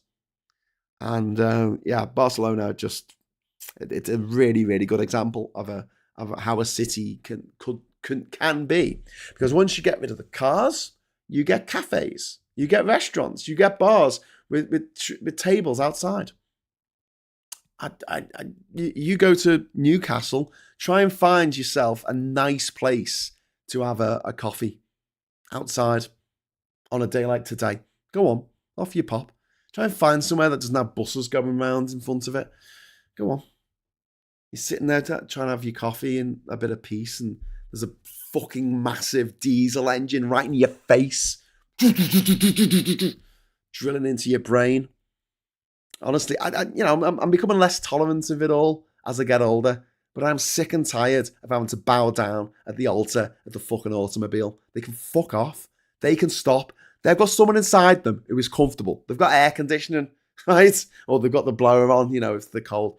You're a pedestrian and you've got to walk half a mile to cross the fucking road. Fuck off. I'm crossing the road here. I don't give a shit. Stop your fucking cars. Put a pedestrian crossing in. Put a zebra crossing in. In fact, just pave it all and say that the cars are second-class citizens on those streets. If you really want to wind me up, we'll talk about the street in Durham that goes up to the cathedral. That's about 2 meters wide. And it's got cars trundling up and down it all day. You've got to pay £5 to go up to the cathedral on that road, which I don't think is enough. But, there's a lot of Audi drivers to whom a £5 is, it's like buying a bag of penny sweets to them. They don't care. And they just trundle up and down all day. One person in the car, and all the pedestrians have literally got to press themselves against the shops on either side in order to let the cars go past. That's how narrow it is. And these cars because none of them can be arsed walking. None of them can be arsed walking. Anyway, I'll stop this broadcast of my war on the machines because Tim Ballum has dropped a super chat. Thank you, Tim. Anthropometrics, one word I can spell as a dyslexic. Anthropometrics. Thanks for that, Tim. It's a word that I probably can't say right. Pedestrians have always had right of way in the highway code. That was forgotten somewhere. Well, you don't have right of way on a motorway. I mean, clearly. That's just for cars. But, like, the concept of a motorway is just mad to me. The rule is the cars must not stop. And it never works. And the cars always stop on motorways because they need to be dug up because they weren't built right in the first place. Or there's roadworks going on. There's maintenance to be done. The cars are going to have to stop at some point. If you manage to get on the motorway and literally not stop for an entire 3-hour journey, you're doing very, very fucking well. And that concept of like the cars must not stop. Like, what's the point? I don't even get it. Like, what? Why can't you have a traffic light on a fucking motorway?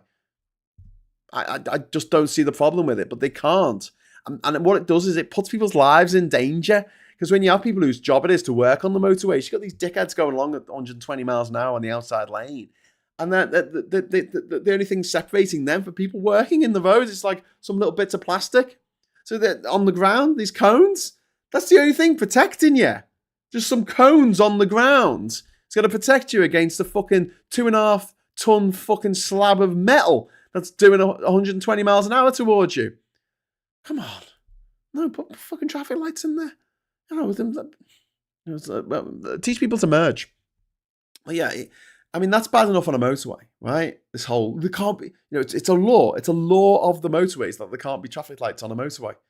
Even if there's fucking construction tracks. So they've got to do all these daft things, contraflows and work out all these complicated methods of getting the cars to still be able to pass by with the work that's going on or whatever's happening. It's just madness. So if there's been a collision and it's, the police are investigating whatever, realistically, they could open like the inside lane, and maybe even the hard shoulder, to let a trickle of cars past and have a temporary traffic light that's set up that just allows cars, in batches of, say, 10 to go through and stops, go through, and you've got to go at 20 miles an hour. But because of the laws of the motorway, you can't put a temporary traffic light up to let people go past. So everyone has to just sit there, and this happened to me before, when they shut the entire fucking motorway, and you sit there for 8 hours. And this has happened to me. 8 hours waiting for the motorway to reopen. Sometimes it doesn't. And you've got to do a U-turn, because that's allowed on a motorway, and then go back up the hard shoulder directed by the police, rather than have a system where they can get past the what's happened, but it's filtered through using a traffic light. But then they bring these motorway regulations into inner cities. And so you've got these little inner city motorways like the Mancunian Way and when you come off the bridge coming over into Newcastle, and you've got all these curly-whirly fucking roads everywhere instead of just having a fucking junction, because they've got the motorway mentality of the cars must not stop, nothing must interrupt the flow of the machines. And I'm just like, I know we'll go off on one about this, but it is like with renting from a landlord. I just wish we could take a step back and just go, how mad is this situation? How mad is a situation where someone is happy to walk? And they go to Glastonbury, when they go to Disneyland, when they go to the Alton Towers, they're happy to walk for miles to get to what they want to go to get to the Nemesis, to get to the pyramid stage, to get to the magic fucking castle thing, right? But get in the car, turns into a baby. Because you're driving and you become a baby in your car. And you get on your road rage. He's going faster than me. He's going slower than me. Cars turn humans into babies, turn grown adults into babies. And they're like, carry me. Like when you got a kid and you're taking them around Paris or something and they're constantly saying, can I get on your shoulder? A little kid, a little 3-year-old on your shoulder. That's what it's like when people get in the car. They're like that 3-year-old, drumming on your head, going, let me go exactly to the opposite place. I've got to park outside the front door of the place I need to be. Couldn't possibly park half a mile away and fucking walk. No, I'm not doing that. I'm not walking. Well, how dare you? How very dare you? suddenly lose the capacity to use your fucking legs. No, Graham, it's very important that people be able to drive right up to the shop that they want to go to in the middle of the city centre and buy whatever the fuck it is. Piss off. There's nothing you can buy in the city centre that you need to fucking take your car in for. Carry your stuff. Get them on those little trolleys. When you see Glastonbury, they've got the little trolleys, the little fold-up trolleys that they put the tent in and the sleeping bags and the food and everything, and the beer. Get one of them. Go on, drag that around town with you for half an hour. Get some exercise. Anyway, hey, £10 super chat. Graham, some motorways in the UK have traffic lights on busy sections to enable traffic onto the motorway. As you know, I'm unable to drive now, but remember it when I could. Yeah, that's about getting onto the motorway, but that will be on the roundabout, the elevated underpass roundabout to allow people onto the motorway. But once you're on the motorway, the rules of the motorway say no traffic lights. No traffic lights on a motorway. No matter what. No matter what. And it's like, we just invented this rule. What a stupid... Why? What does it matter? Does not stop the flow of traffic. Yeah, but things stop the flow of traffic. And people shouldn't be driving for 3 hours without stopping anyway. Fall asleep. Anyway, remember the Karen meme that made that women going mad with their glasses on? I think Graham might be starting to make the male version, which is nice, says Captain Coconut. Women turn into a Karen when they put their glasses on. Men turn into Karens when they get into cars. They turn into babies. Let's make no bones about it. People turn into babies when they get into their car. Because suddenly they've got this power armor on them. Makes them fucking invincible. Most people drive badly. Most people drive like twats. And and everyone thinks they're the greatest driver in the world, even though they're not. And they think that anyone going slower than them is an idiot, and anyone who's going faster than them is a maniac. Only they and only they. And like, think about how people respond to like someone making a mistake, right? So you're walking down the street and someone's walking towards you. And you do that thing, the sidewalk tango or whatever it's called, where you both step to the right and then you both step to they step to their left, you step to your right, and then you go opposite, and you sort of laugh, and you go around each other eventually, right? Oh, it happens to us every day, right? And you walk along, right? How do you feel after that encounter? Are you enraged? Are you spitting feathers? Are you swearing? No, you're not. But put someone in the car and have exactly the same thing happen, but they're in a car, they're going down the street, maybe there's only a narrow track, and they stop and they have to maneuver around each other, and you've got to turn the wheel and you've got to turn it back, and they make a mistake, they make a little mistake, they don't hit you, they don't cause you any injury, they just, you have to slow down, you have to pull over. Suddenly, the rage, the tantrum, the baby toddler tantrum in your head. You motherfucker! How dare you all! I'll kill you all. Isn't that weird? Why is it when you're a pedestrian and you sort of not bump physically, but you do that pavement tango thing. It's fine. But you're in a car. Someone, makes a little mistake. They're in the wrong lane, or they try and turn left, or they try and do this, or they pull out the junction a little bit further than they should. And you've got to sort of swerve around them. You're not going at speed. It's fine. You ain't going to hit them. Oh, you made me have to go a little bit to the right. And I'll give an example of this, right? If I'm walking, right, and there's someone in front of me walking a bit slower than I want them to walk, than I want to walk, I don't feel enraged, I'll just be, it's a bit of an inconvenience. It is. I'll acknowledge that. And there is a Facebook group called I Secretly Want to Punch Slow Walkers in the Back of the Head. But that's a joke, right? The reality is, if we wired people up to see how their emotions were doing, and there was someone walking slowly in front of you, and you had to wait until you got an opportunity to go around them, and for maybe 30 seconds, you had to walk a little bit slower than you would have liked. You're fine. But God, you've all been there. You've either done it yourself or you've been in a car with someone who has lost their fucking plot because the person in front of them is driving a little bit slower than they want to go. I mean, anyone who's ever had been unfortunate enough to be a passenger in an Audi probably would have experienced this.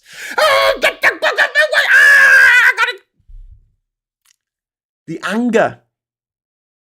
The white hot fury. Are you kidding me? That happens every day. All these people driving around, right? And don't get me started on cyclists. Oh, you're trying to cycle up a hill, are you, you bastard? They get so angry. I mean, is driving good for our mental health? I think not. Is it good for our general well-being? I think not.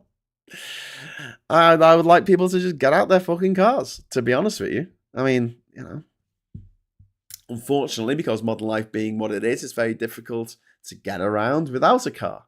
But, I managed it. I managed to get to every country in the world on public transport. Okay, it did involve some cars, like bush taxis and things, but, I mean, they weren't mine. I didn't drive myself. It's possible. Anyway, Ivan, thank you very much for the £2 super chat. No traffic lights on dual carriageways either. No, Ivan, there are. The dual carriageways have traffic lights. Tim Ballum. Oh, thank you very much for the £5 super chat. Look at the M32. There are traffic lights on the motorway and 40-mile-an-hour speed limits. Oh, brilliant. M32. Where's that? Where is the M32? More of this kind of thing. This is the thing with the Mancunian Way in Manchester. It wasn't built properly, so you can't go at 70 miles an hour along it. Although they thought that you would, but the runoff lanes are too short. The coming on lanes are too short, and there's just this big massive traffic jam in the middle of Manchester every time. It's a 4.4 mile long motorway in South Gloucester and Bristol. It provides a link from the M4 major motorway. So this is one of these little quasi motorways, I guess, constructed 1966 to 75. Oh, they loved their concrete back in the day, didn't they? I'm looking up a Wikipedia page about a motorway. I don't care. Hope you're enjoying the show. Yes, junctions, carriage information, Marigold. I'm trying to find traffic lights, but I do believe you. It's not that I don't believe you. It's just there's no traffic flow. Oh, hang on. Lights. No. Okay. I believe you then. Paula Thomas, thank you very much for the super chat. That was because I read the first few words and I realised you were about Sharon Davis even. Thank you very much, Paula, for that super chat. It's very kind of you. Sharon Davis will be a Conservative peer. Kemi Badenoch is appointing her. I did search for what idiot is giving Sharon Davis a peerage. A peerage for being a troll. A peerage for being a transphobic bigot. Because someone once said, I think you might be a transgender woman. And she hated that. Same thing happens to J.K. Rowling. There's two ways that people become the mad, fucking, crazy transphobe people. Either someone's asked them if they're trans at some point in their life, or one of their kids is trans. And you can plot a Venn diagram of everyone who is transphobic and throw them into one of those two categories. Who has a big platform.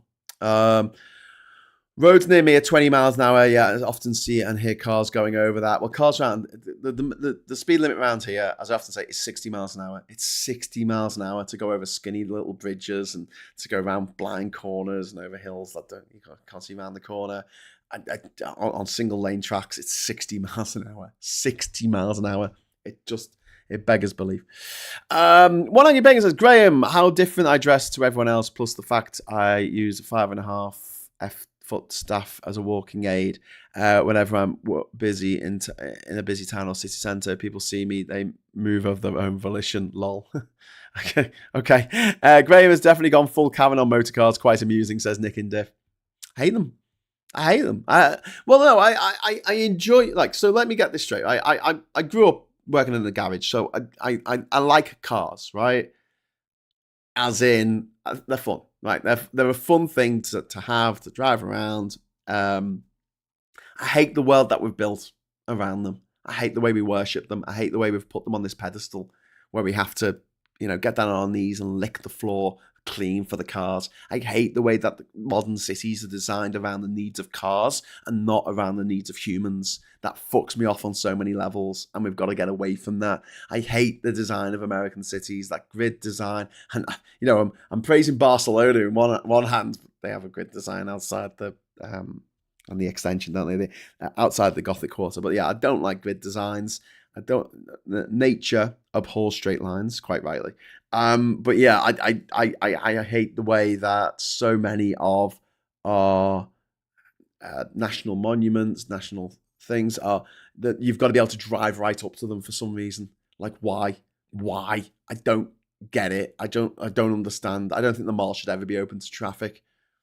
It just seems weird to me that you get in a taxi and then to Victoria Station and you traveling along the mall. I'm like, what? Why are we driving through here? There should be a fucking park. This should be just an area for kids to play. Another super chat from Ivan. Thank you, Ivan. It's very kind of you. Graham, in my 16 years when I could drive, I never saw traffic lights on a dual carriageway. I used to drive all over the country. Well, I mean, everyone's experience is different, but there's traffic lights all over Queen's Drive in Liverpool. There's a traffic light every 2 minutes, and that's a dual carriageway. But yeah, thanks for the super chat anyway. Why would you even ask? Just accept people for what they are. Yeah, indeed. Thank you, Graham and chat. See you again soon. Farewell to you all, says Genie Bottle. There were loads on the A10. Thanks for the support, though. Sharon Davis married Derek Redmond in 1994, divorced 2000. I'm pretty sure those all those who cheer her hate her mixed race kids. Good point, Boskov. Yeah. Because people don't normally stop at one bigotry. One bigotry is not enough for most people. I mean, you look at XY Rowling, who has quite clearly decided that she's going to drown herself in the transphobe Kool-Aid, and she's now openly racist against women who aren't white, who don't live up to her Western beauty standards. Interesting that. Sharon Davis married. Sorry, I've read that one. Montague Pagan withdrew a load of things. Milton Keynes, the horror. Yeah, Milton Keynes was built around the needs of the car, not around the needs of humans being able to walk places. And that fucks me off. The fact that there's, on my walk to school, if I ever did walk to school, it's a big 3-mile fucking trek. I would often walk along Queen's Drive and get to the point where the M62 meets Queen's Drive and Edge Lane in Liverpool, and anyone who knows Liverpool will know what I'm talking about here. It's just a fucking mess of a junction. A mess of a junction. I mean, it's bad enough when you're in a car knowing which route to take if you've never been there before, because it's just a mess. It should be a roundabout. It should be a fucking roundabout. Demolish that bloody flyover. Just put a roundabout in. That's it. You get to Liverpool, there's a roundabout. If you're going off to the right because you're going to the football stadiums, fine. If you're going straight on because you're going to the city centre, fine. Just put a fucking roundabout in there. It's a big fuck off roundabout. That's what we need. But no, in the 1960s, they're like, the cars must not stop. The flow of traffic must not be interrupted. And so they put a fucking big flyover for the wrong road. They put it for Queen's Drive, which was the ring road, rather than the motorway coming in, which you'd expect it to be on. But yeah, just as a pedestrian, it was even fucking worse because it was several square acres of land that was just completely comprised of concrete and tarmac and fumes, and they make you go underneath in this like labyrinth of tunnels of underpasses. Nothing ever bad happens in an underpass. Yeah. What a great system. Ivan, thank you very much for the £5 super chat. My frustration when I was drive was other drivers not using their indicators grew. Yeah, Ivan. And it's why cars should slow the fuck down. Since they brought in the 20-mile-an-hour speed limit in Wales, which seems the opposition to that seems to have tampered down a little bit. Same with the ULEZ. You hardly ever hear about the ULEZ problems in London anymore, do you? Because 93% of cars were exempt from the ULEZ charge. So as people realised that, they went, I don't have a problem with it because it's not affecting me personally. which, for most people, it didn't affect them personally. And for those people it did, there was an exchange scheme to get rid of your old car, which must have been 25 years old, and replace it with a car that wasn't 25 years old. It was maybe 20 years old. That would have passed the actual emissions test. And so, what the 20-mile-an-hour speed limit in Wales has done is save lives. It's saved people's lives. There are at least a dozen people alive now that wouldn't have been alive had it not been for that 20-mile-an-hour limit. And also, there's people who would have sustained life-changing injuries. That happened. Maybe they grazed their knee a bit. Martin says, for fuck's sake, I was just typing about the piss stinky underpasses. Yeah, Martin, it's just that whole area. I mean, I would just demolish it all and put a beautiful big roundabout in there with grass and trees and a welcome to Liverpool sign. That's lovely. Get rid of that fucking flyover, and I'll get rid of the flyover in Walton as well. I hate flyovers. I think they're just the most disgusting abomination of invention of humanity.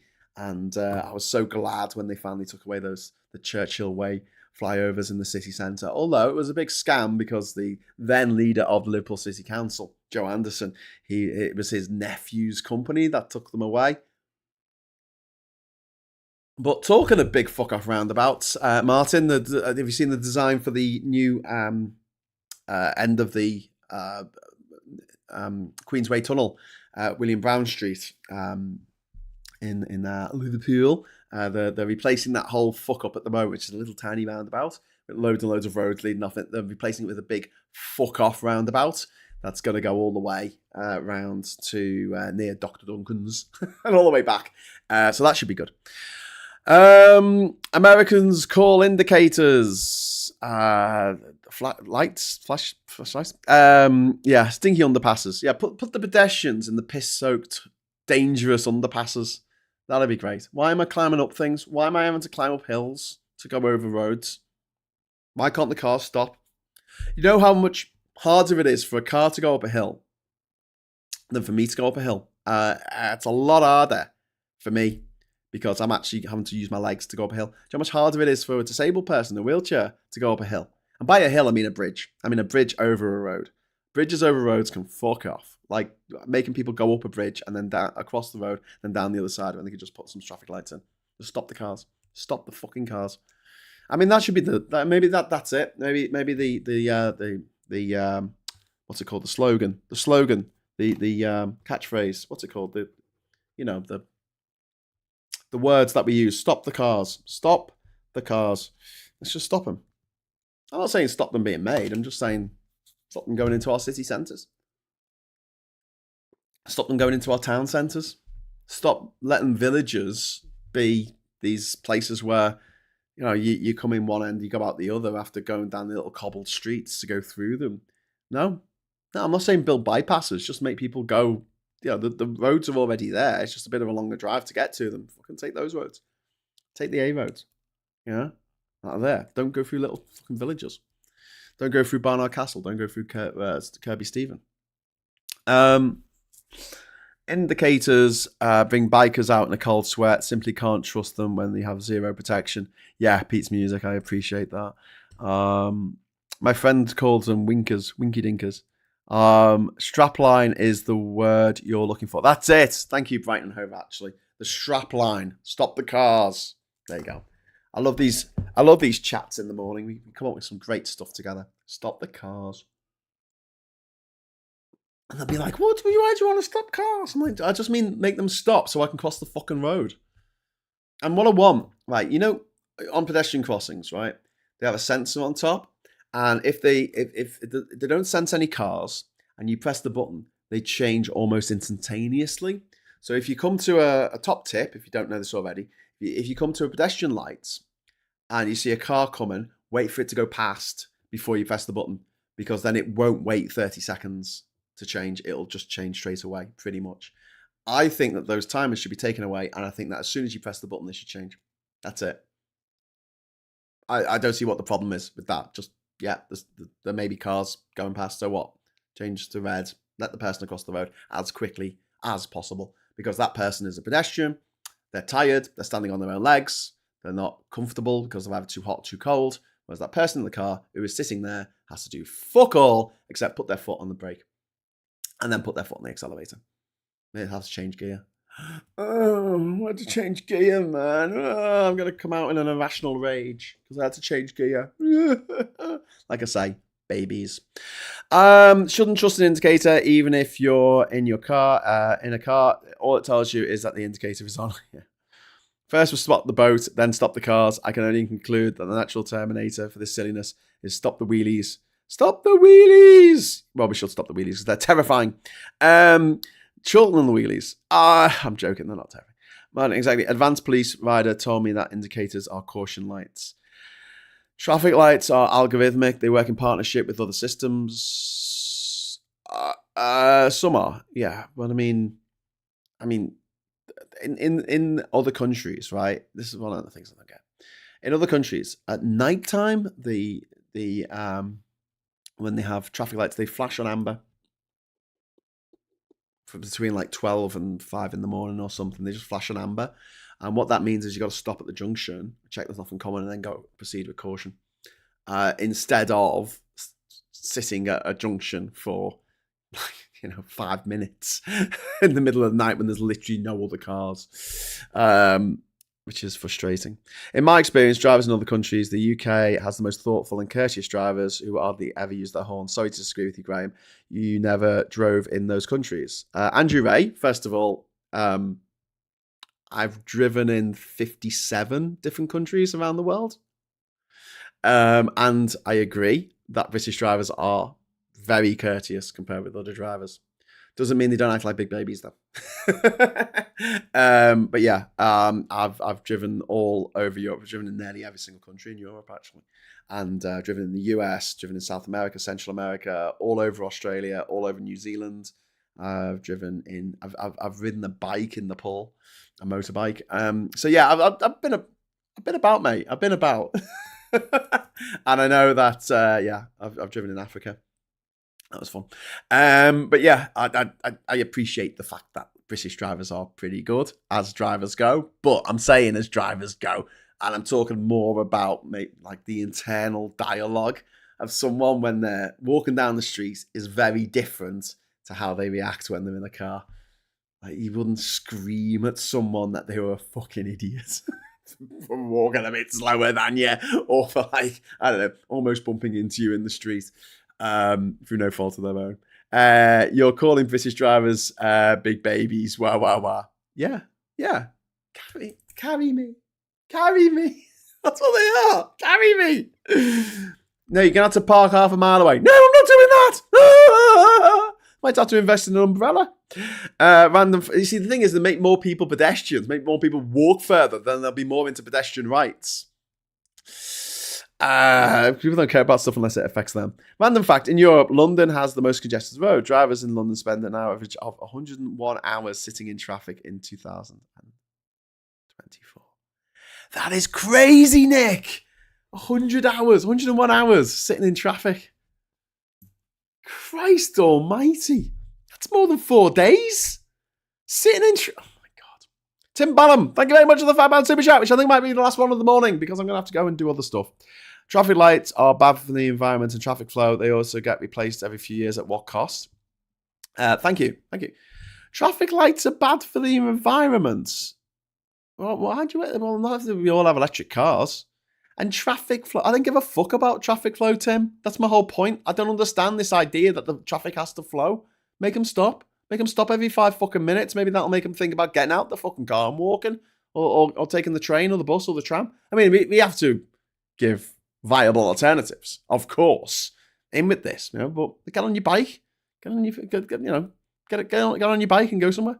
The traffic flow, I give no fucks about a traffic flow because it's bullshit. It's pseudoscience. Traffic flow is pseudoscience because you talk about traffic flow, you talk about 3 lanes of traffic from a motorway going into a town or a city, and then they go down onto like single lane streets, and obviously there's going to be a bottleneck. I mean, you can only fit so many cars in a city. They're going to have to stop at some point.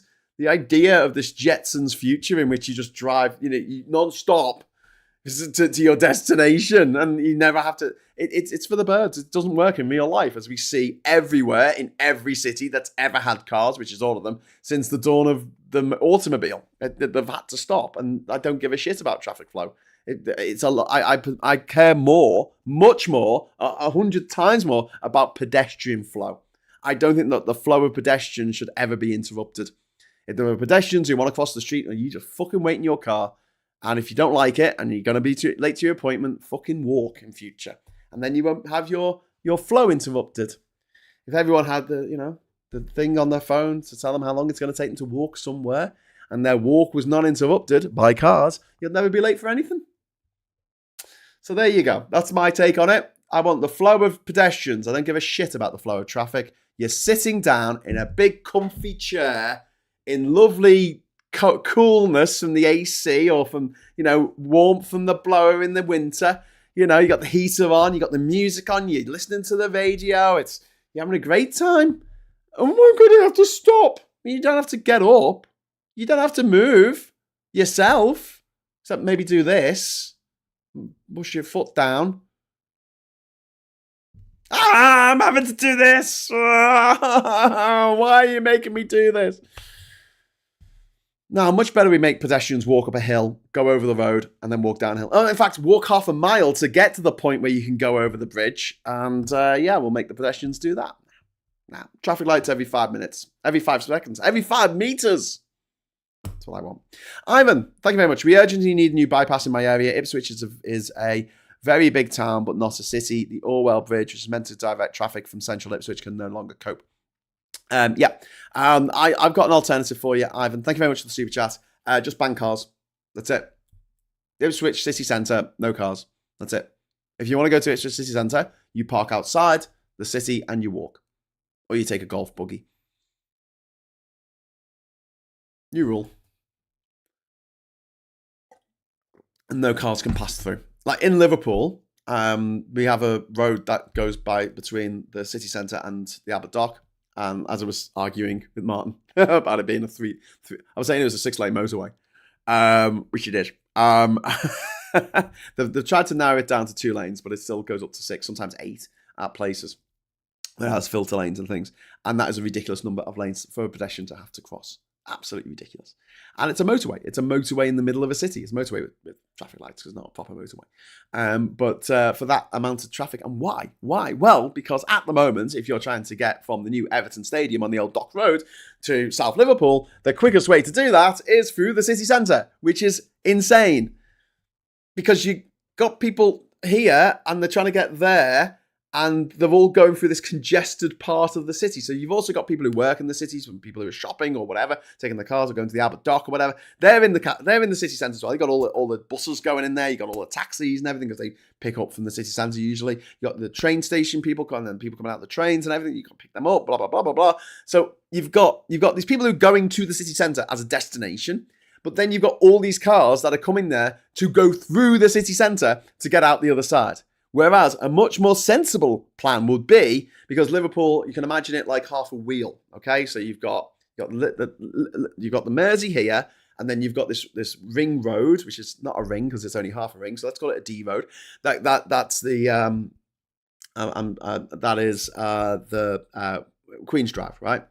And what would be more sensible is to filter all the cars out to Queen's Drive, using the many spokes of the wheel that exist. So if you're going to the east, you've got Kensington, you've got Edge Lane, you've got West Derby Road. They all go to the ring road, right? And then you go down the ring road and you get to South Liverpool, right? And you go to where you need to be. So if you're in North Liverpool, instead of going straight through the city centre, it would make more sense to go around the ring road to get where you need to be. And then you're not clogging up the city centre with through traffic.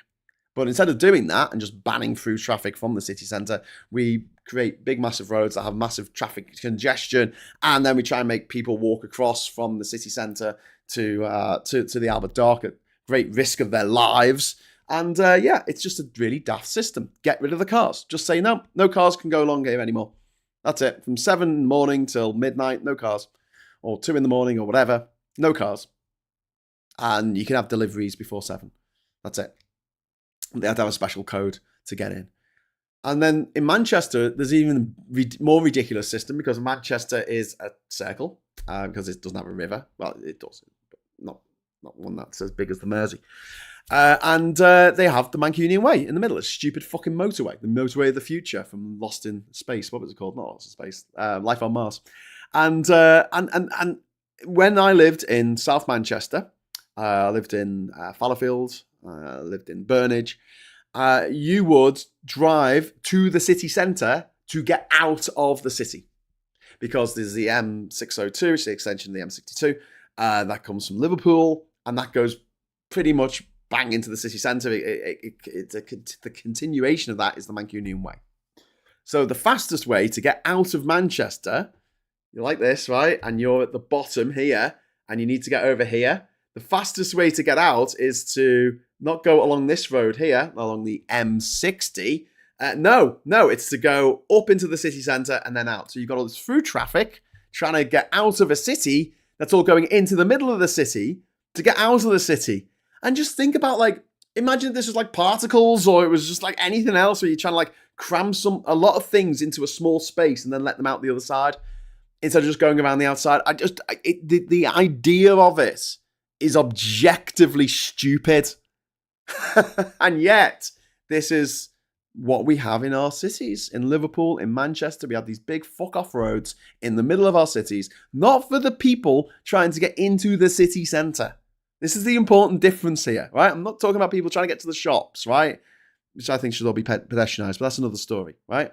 I'm talking about cars that are trying to get through the city centre. They're trying to get from the south to the west, or I suppose it's that way for you, from the south to the west, right? That's what they're trying to do. But instead of just going like this, they go up and across. And the people coming from the north, they come down and across. And so all the people from the north, all the people from the south, they're all meeting in the middle, massive fucking traffic jams. This is why the Mancunian Way is just end-to-end traffic at rush hour. Change the system. Smash up the Mancunian Way. Just take it away. Just destroy it. Get rid of it entirely. Make it so it made no sense whatsoever to go through the city centre. Make it so that the sat-nav will never take you through the city centre in order to get out of Manchester. It'll take you to the M60 and then you go along the M60. You go along the outer rim of the wheel. That's what you do. I don't want to smash the wheel. I want to smash the stupid bit in the middle. Anyway, so there you go.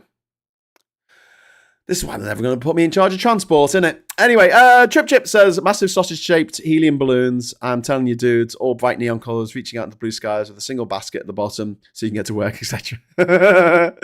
Ivan says, I'm in favour of traffic lights, but they're excessive if they're every 100 metres or so. I don't think that's excessive enough, Ivan. I think they should be every 50 metres. It depends if there's lots of people. Like, it should just be one big traffic light.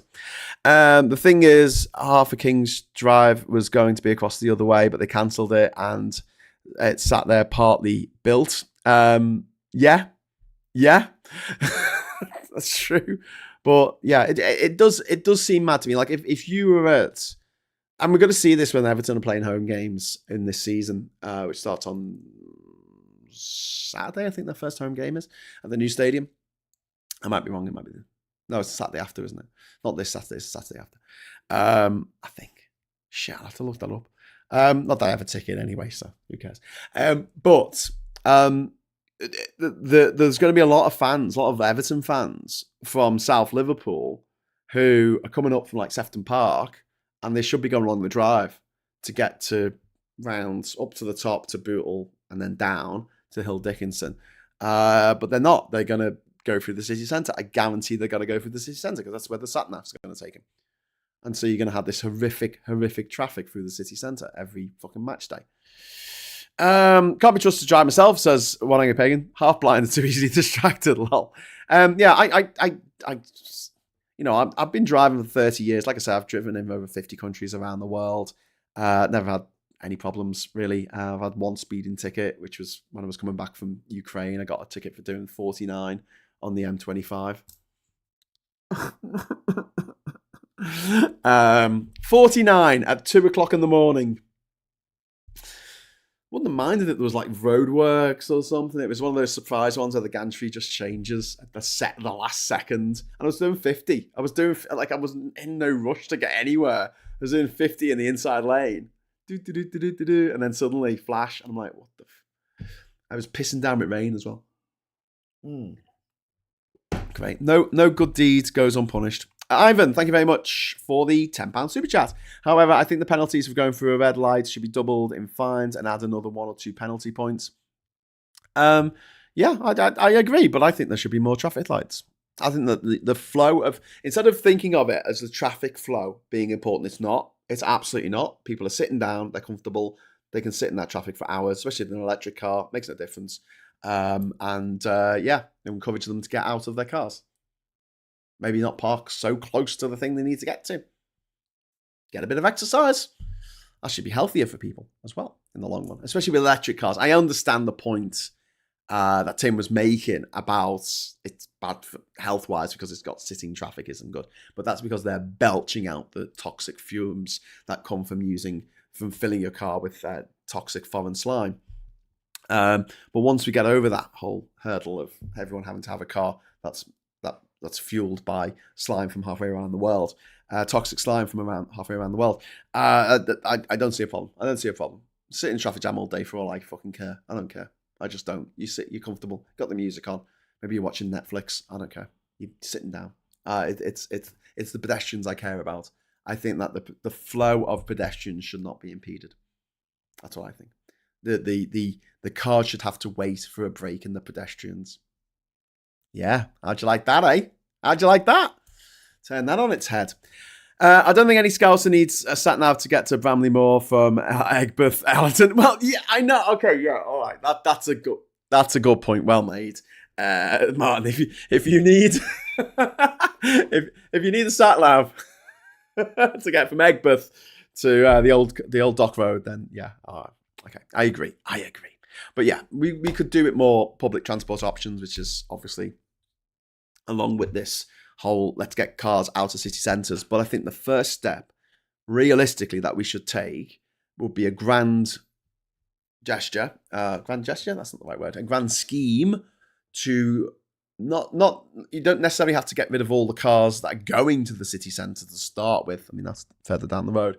But just get rid of the through traffic. Just get rid of any car daft enough to think that the best way to get from one side of a city to another is through the centre. Make it so that's just not what you do. You go to the ring road, take the ring road, come out the other side. And yes, it will put an extra few miles on your journey, but if you don't like it, walk. Let's get those Futurama tubes problem solved. Why don't you outsource implementation to your plan to Just Stop Oil? They seem pretty adept at it. Says fine. I don't know if you're being sarcastic there. They didn't actually stop oil, did they? There's half King's I've read that one.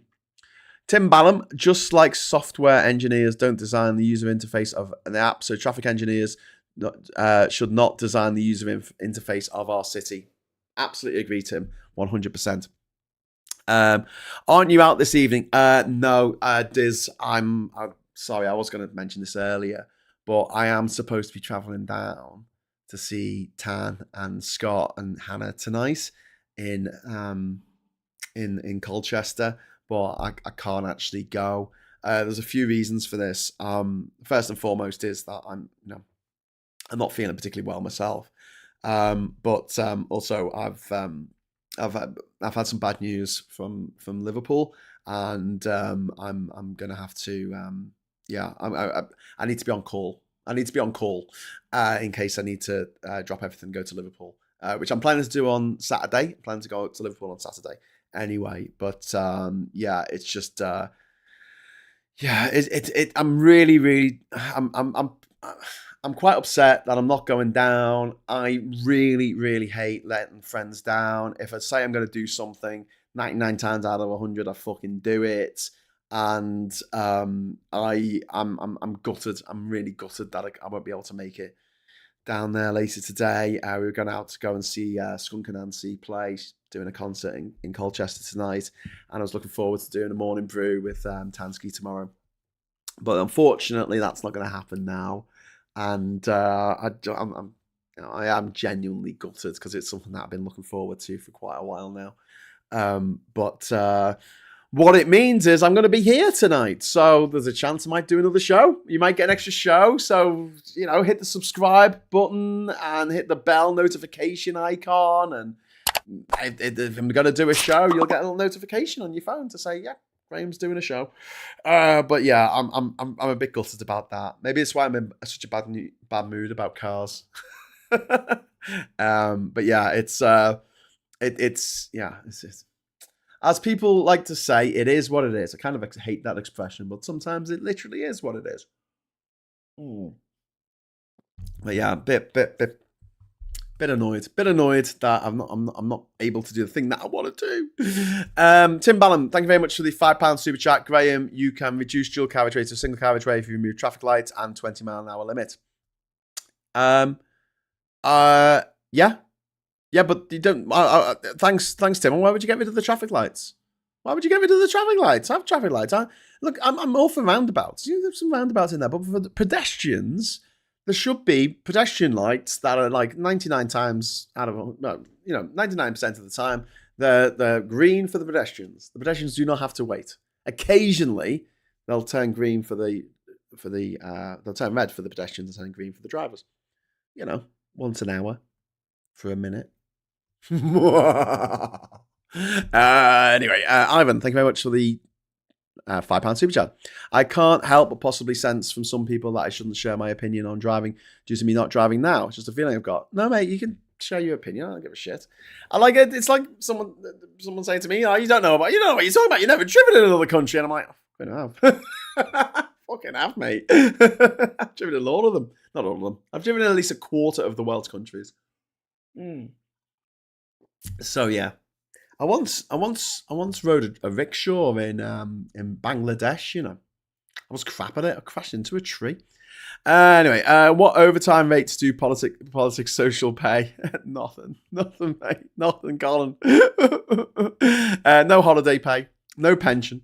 No maternity leave. Yeah. That sucks, dude. I hope you're okay and nothing too dreadful. Yeah, I'm fine. I'm fine. It's just a few things that force majeure, I guess you'll call them. But it wouldn't be a good idea for me to, if I do have to go to Liverpool immediately, it wouldn't be a good idea for me to be in Colchester and then have to travel all the way back up to Durham and then jump in the car and go to Liverpool. Jump in the car? What did you just say, Graham? Jump in the car? Yeah, I'm driving. After all that, because yes, I'm a self-hating driver. I wish I didn't have to drive, but since we got a lucky car, it's yeah. The choices are, my friends. The choices are: we can either spend, was it three? How much is it? What was it?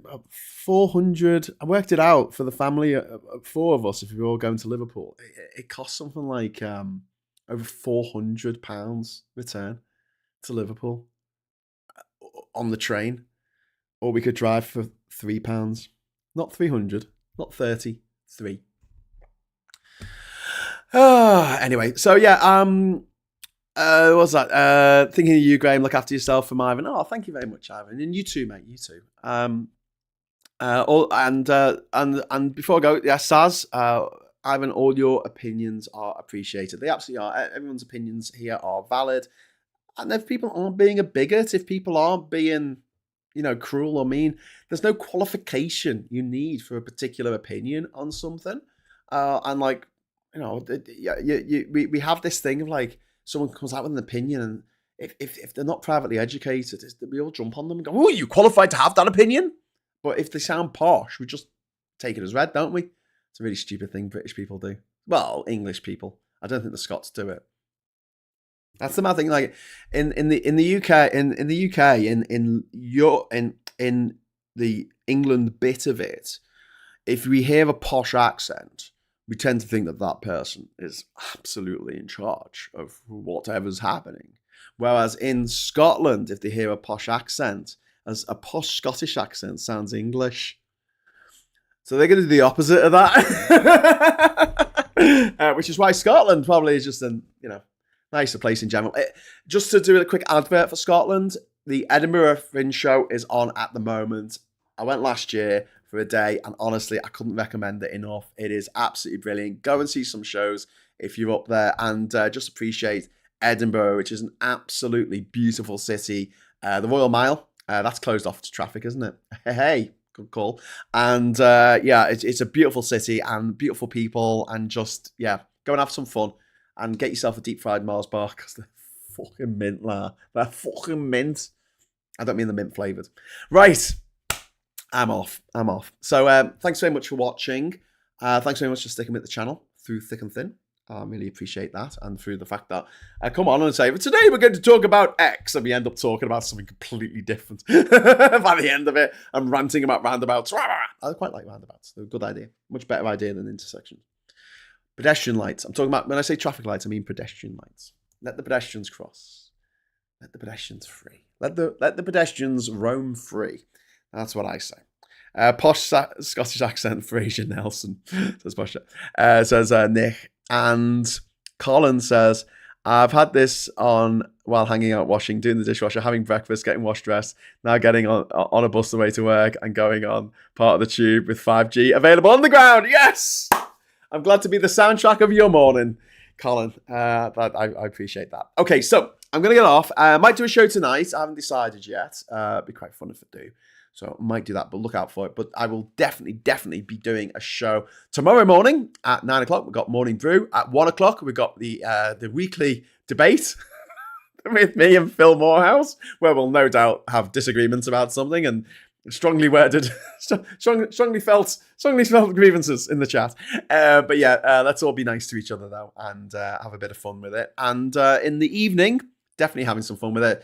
9:30, join me, Mike Dix, and others for the Friday night social, in which we're going to, have a bit of a laugh riot. I hope. That's the hope. So hope to all hear from you then. In the meantime, if you are a member of the channel, you've actually joined the channel, you should be able to use the Discord server. So please head over to Discord and keep the conversations going. Share the memes. Tell us what's going on. It's always appreciated, and you are appreciated. I appreciate everyone who joins in the chat. The lurkers out there who don't join in the chat, you're appreciated too, and especially the people who drop super chats in. Thank you so much. You keep this channel and me alive, so thank you very much for doing that. Give us a like on the way out. We always like a like, a little likey there. And until next time, I'll say hello, good evening, welcome, and goodbye.